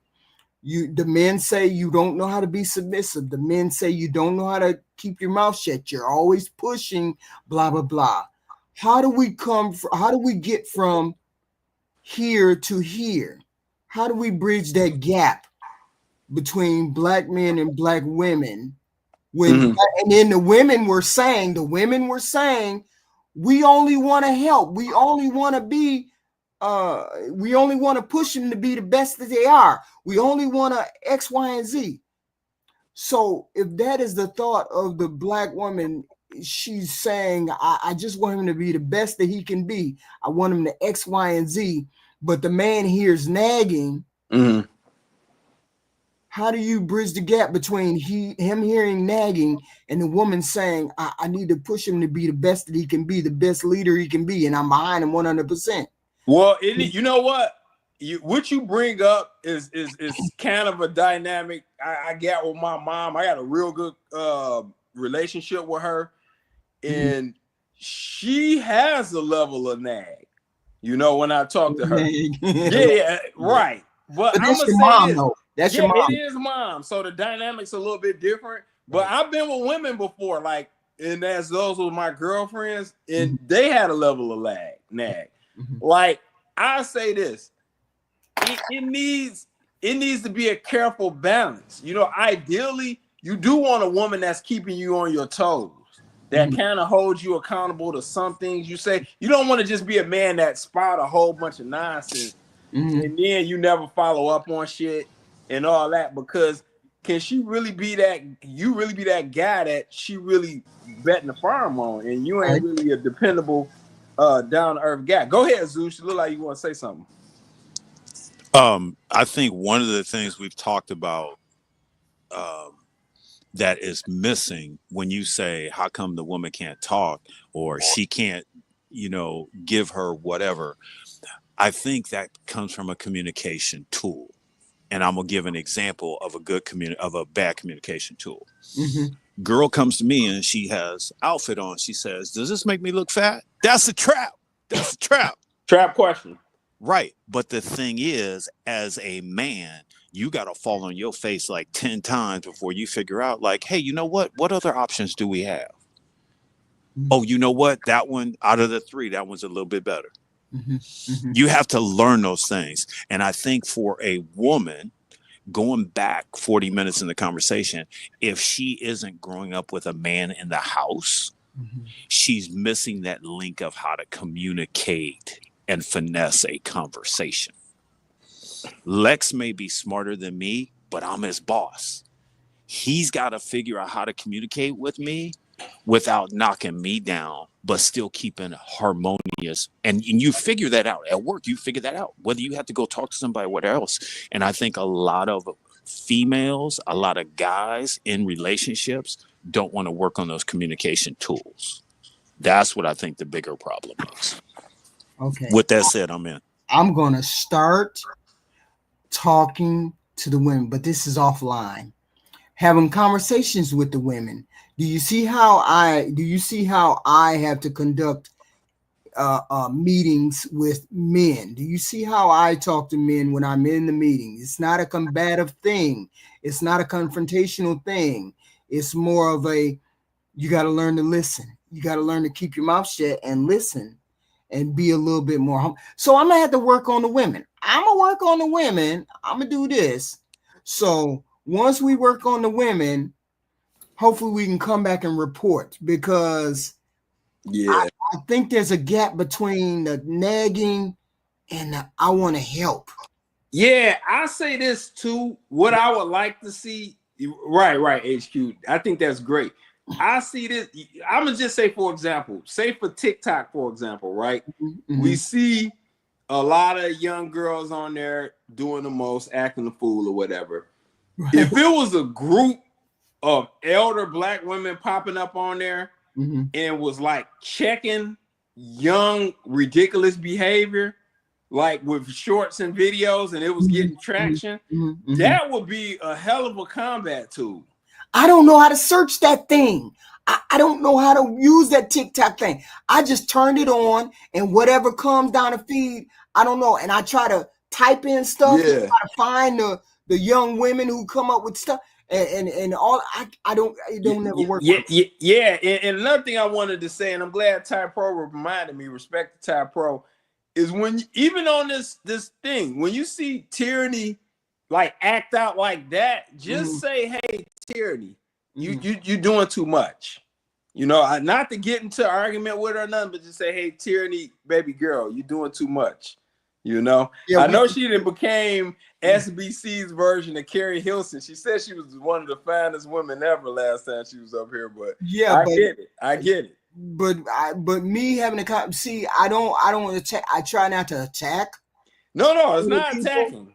It's just no. I'm saying I know it's not attack. I know it's not an attack. Yeah, but you have to be aware of your audience, and you have to be aware of people who are receptive to what you say.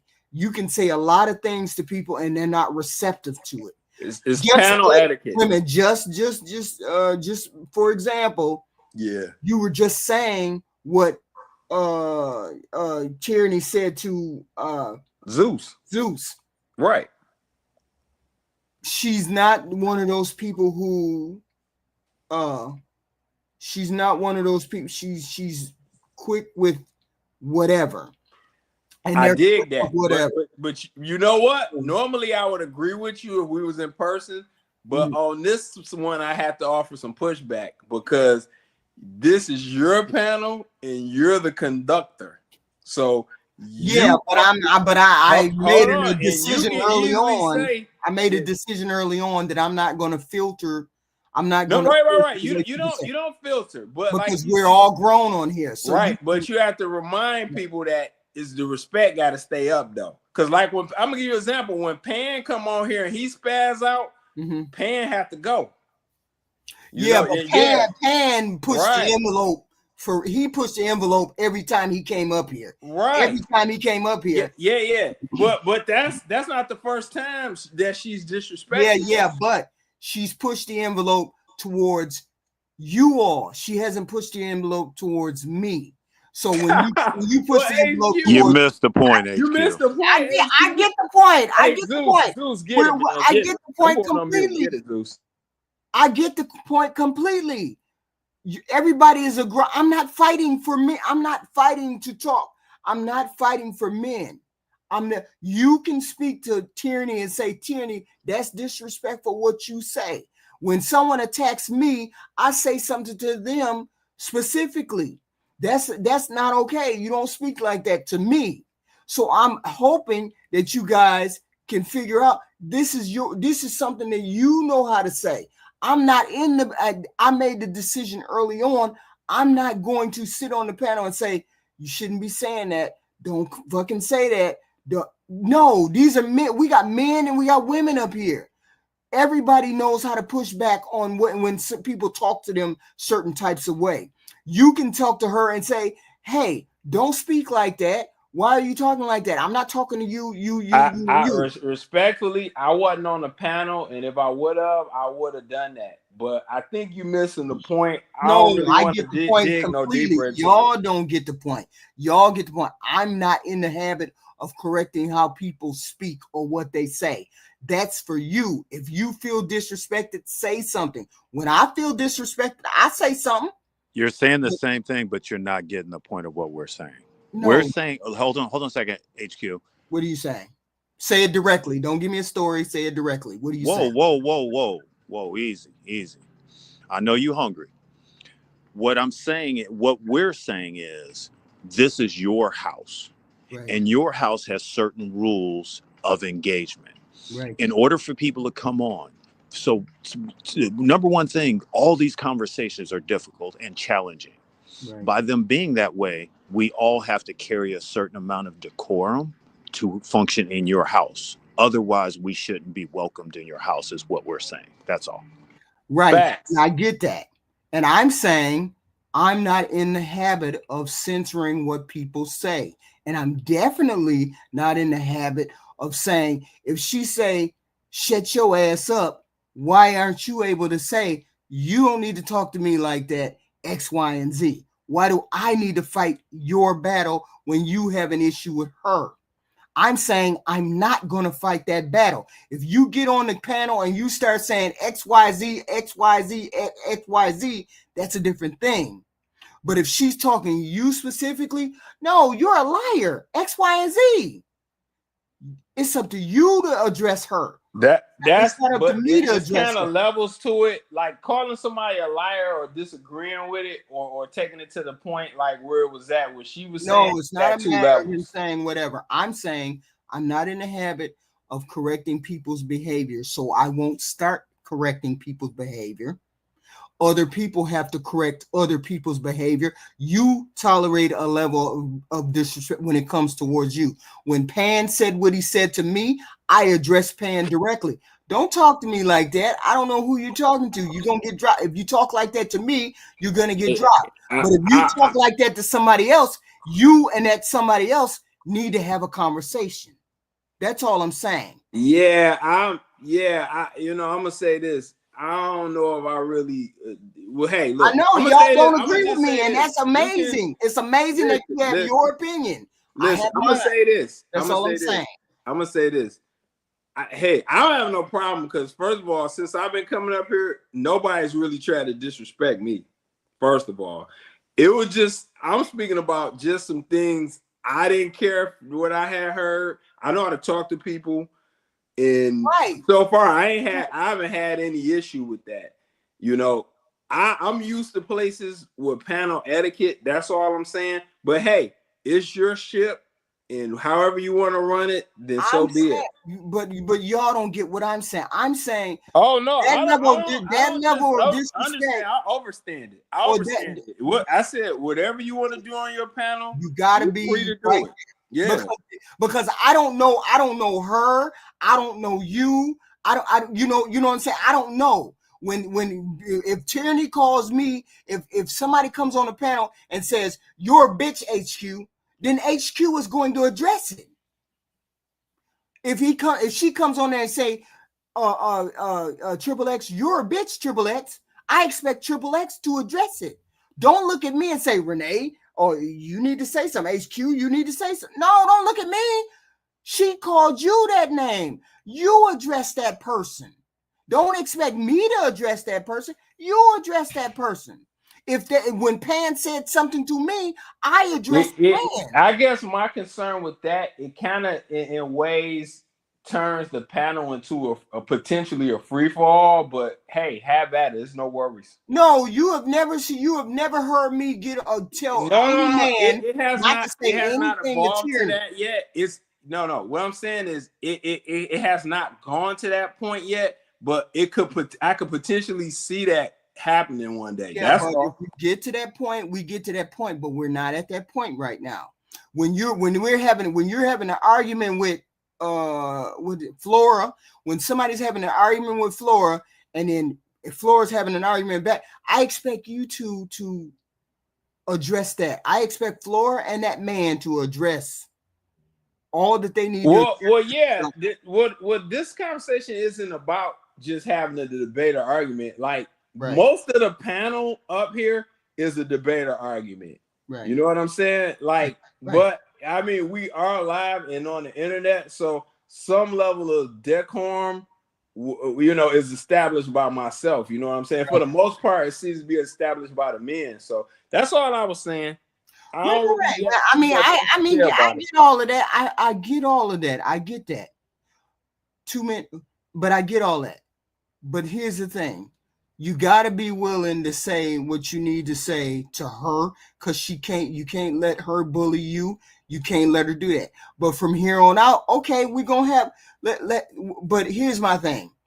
What do you want me to do?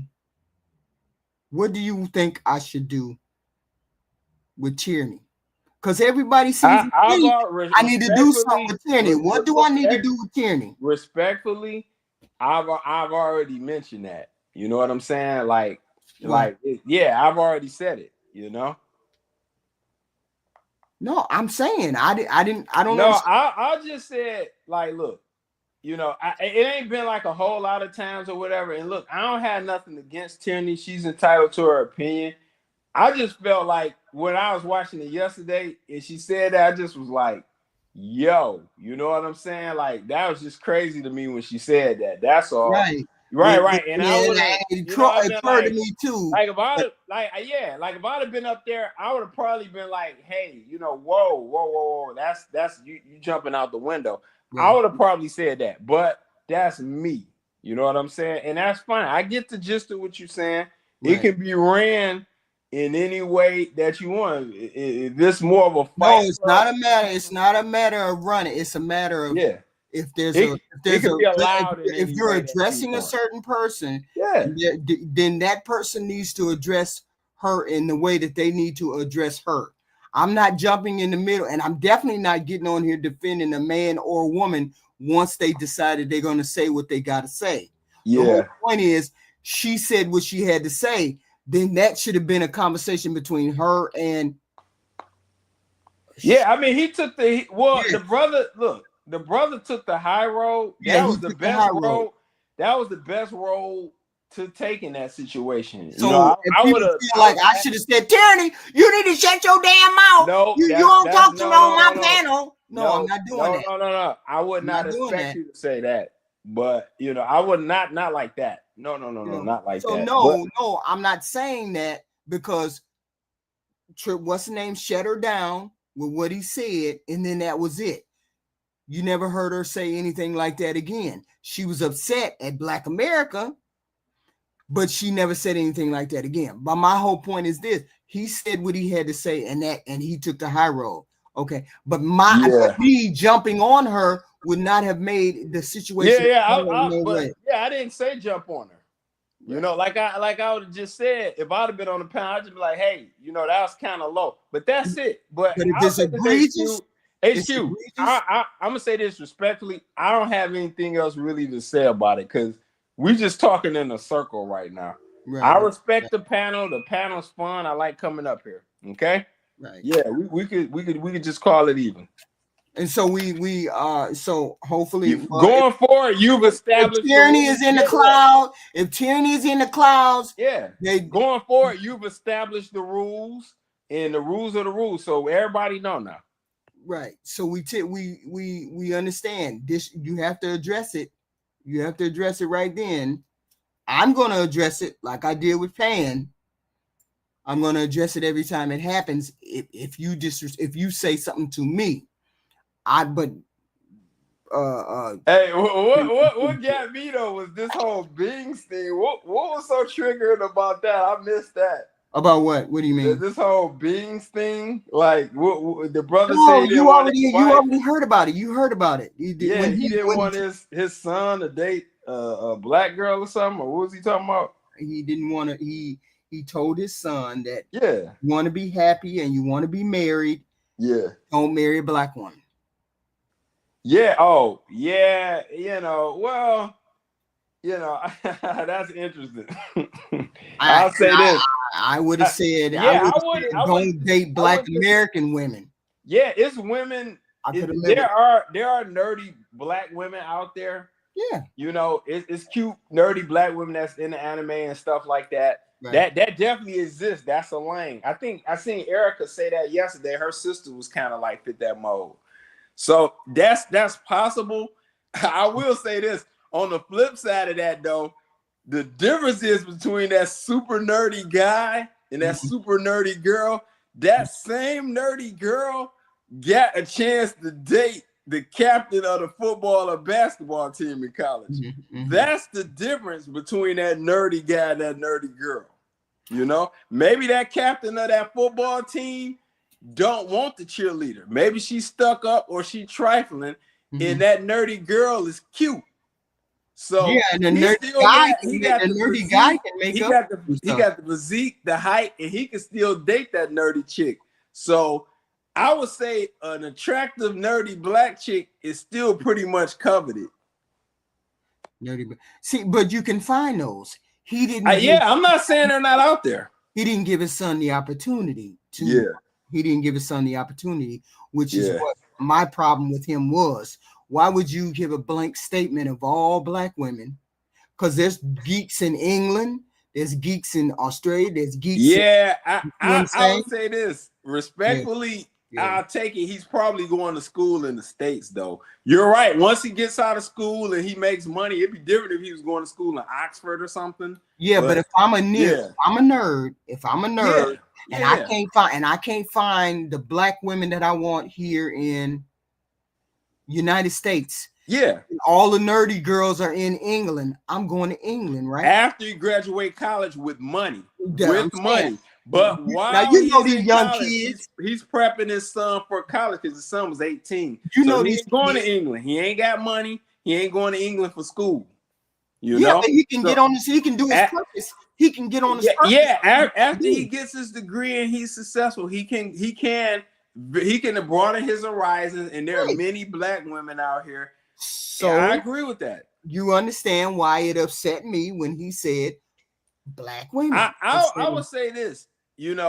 Me personally, I would never take nothing like that personal. That's just me. But you're entitled. Like if you didn't like it, like you can not like it. It's okay.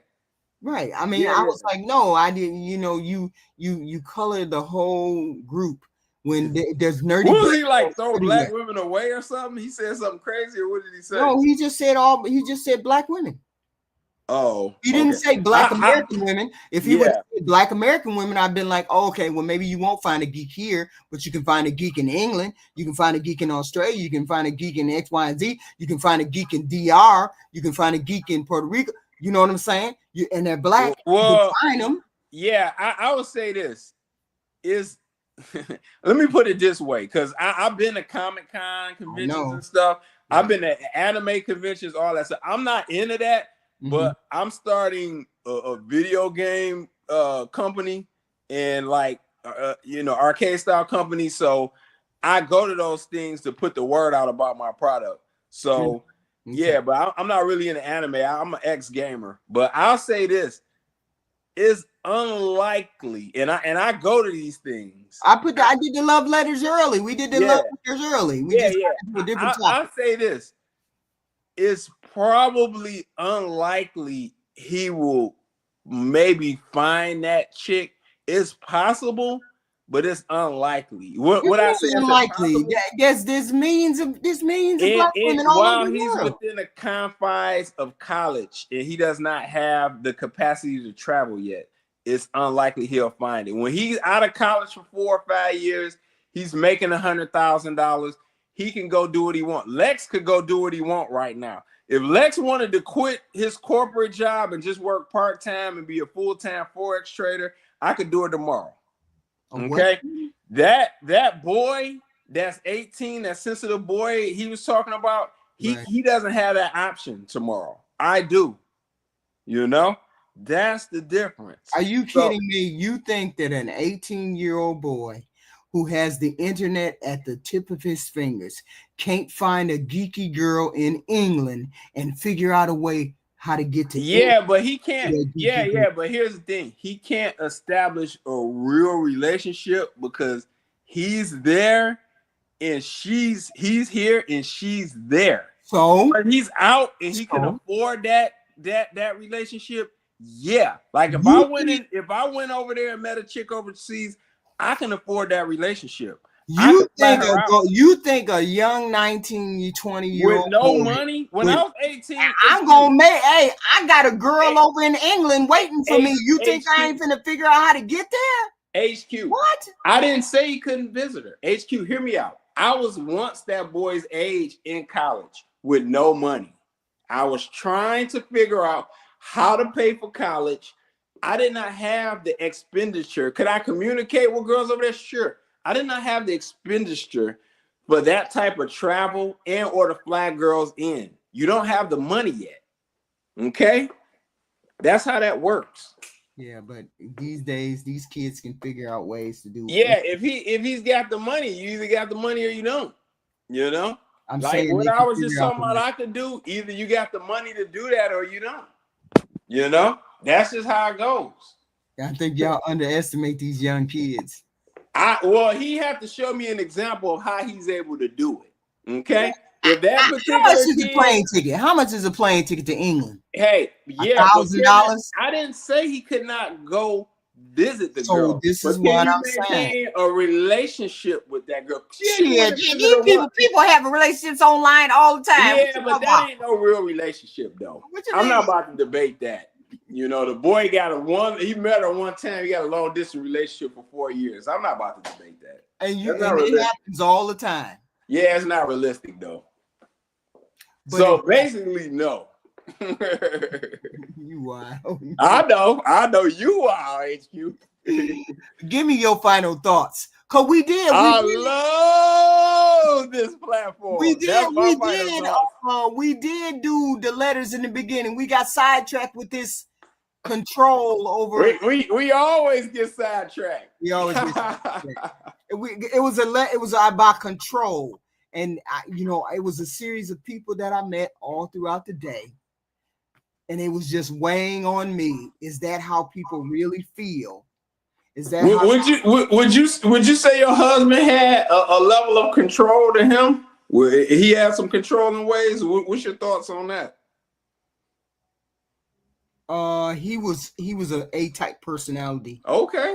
He had to do things in order. He was one of those type people. Right, I get that. But what I'm asking is, I get that he had to do things in order. He's A-type. I get that. But what I'm asking is, was his approach more super laid back, as in, hey, you do what you want, as long as you don't really go out of the way, or is he like, everything got to be my way? No, he was super laid back. Okay. He was a laid back person because he knew what type of person I was before he married. Right. I was not gonna. She out there doing X, Y. He knew I wasn't gonna do that, so he didn't have to tell me not to do it. I already knew to do it. Yeah, no, I got you. And I kind of alluded to that earlier. I said it's still, while it's a lot of similarities, it's going to be executed in a different way by each guy. So that's certainly possible. I ain't mad at that. But are you saying that control is the correct way to say it? No, there is no right or wrong way to go about it. Like I said, each man, even in the most ideal situation with the most ideal girl, is going to be executed in a different way depending on that guy's personality and his personal preferences. So how he approach things and say things are going to vary from man to man. Yep. So that's just how it's gonna go. Even in the most ideal situations, in the most ideal girl, that's how it's gonna be. Okay. Yep. No two situations will be the same, and no two guys will execute it identically. So what I have to do is I have to say, I need to figure out how you guys got to keep your mouth shut in order to get yourself. See, that's the difficult part. It's almost too late because you're used to being the independent person that you are. Who are we talking about? Women. I'm talking about women. Okay. You're used to being that You're used to being that independent person, so you already have a mouth. So how do we? See, that's the grand old question. The bottom line is Project Leroy alluded to it earlier. Collectively, the black men are not standing on business collectively. There are many traitors among us. And a lot of times when a woman who's out of line and she's ran into a guy that would straighten her out, she runs and goes cut a deal with somebody else, rather than be straight. So he may be more of a simp. And he can say, okay, I'll rather take that offer, So yeah, so it's really tough. I don't know if you can stamp all of it out because look, I don't know. I don't have the answers to be able to get all black people on code. I don't have the answers, Honestly, they have pushback from Malcolm X and Martin Luther King and Richard Wright. Those guys is greater than me. Right. So who am I to say like, oh, follow Lex? I got the answer. Man, I don't have the answers. Absolutely right. Not. I mean that's the thing. We don't want to get on the same code. Yeah. I can tell women you cannot be running off at the mouth. You got to get on somebody's program and you got to do X, Y, and Z. Yeah. And there's gonna be pushback to that because you can see that there's still pushback with when you talk to tyranny, you still have pushback. Yeah, and I don't mind. Look, whether it's Crystal Luna, Tyranny the Terrorist, Crystal Luna the Lunatic. See, I didn't work with her. I didn't be on SBC with Crystal Luna. Okay. So I didn't, know how she was. Right. No, I get it. I understand it's a level of misandry that's with those girls, and I get it. They got they hang ups about guys and stuff, and I understand. But whether it's either one of those girls or not, the reality is those girls people have to learn how to. I'm sorry, go ahead. What was you gonna say? Represent a lot of what women out here are. They do. They're great. I'm not saying they're bad or good. I'm not saying they're bad or good. It's a high number. But you know what, HQ? So why would we put the 18-year-old boy in with those girls? all right, I'll leave it alone. Yeah, but there could I'm saying nerdy girls. There's nerdy black girls. So those are nerdy girls to me, to be honest. They strike me as nerdy girls. Who strike you as nerdy girl? Who? They ain't like trendy girls like Tyranny and Luna. They is nerdy girls. Like they ain't, but they are black women, and they black women gonna black women. But it is what it is. But it's you wild. Yeah. But those are nerdy girls. They ain't seriously. Like I know when when you got like a real charismatic conversationalist girl in front of you, she dressed to the nine. Like look at Ashley Dalton, the way she put together. She got mastery of the English language. She can seduce and reduce, charm and disarm. That ain't tyranny. Is that tyranny? That ain't Crystal Luna. Those girls are nerds. You didn't know that, HQ? No, I didn't know. They don't. Hey, HQ, this whole world is an ATM to me. And the pin code is GAME, GAME. I know what I'm looking at. What the heck? Yeah, I know what I'm looking at. You know, it's a level of misandry, feminist, but those are nerds. Don't think girl like Ashley. I would see that woman coming, man. And you look at her, and then you talk to her. You know, I would probably step back a minute because I'm like, okay, this woman ain't playing. Yeah, she gonna be right to it, but she gonna do it in a charm and disarm, seduce and reduce type of way. So what about Sprinkle Lady? You know what? I'll say this. She talk a good game and tough talk on camera, but off camera, she probably a lot like Ashley in her approach. She's a bitch on camera, but she's probably more of a smooth operator in person. Yeah. I think her and Ashley's execution style in person is probably similar.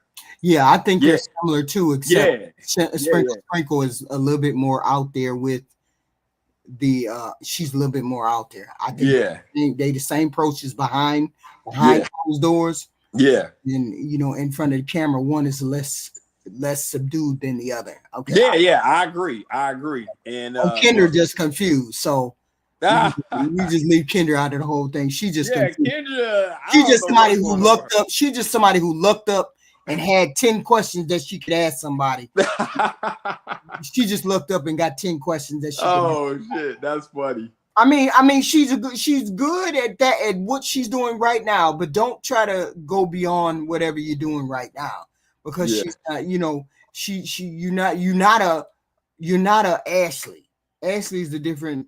Oh yeah, different level of sophistication, how she put together.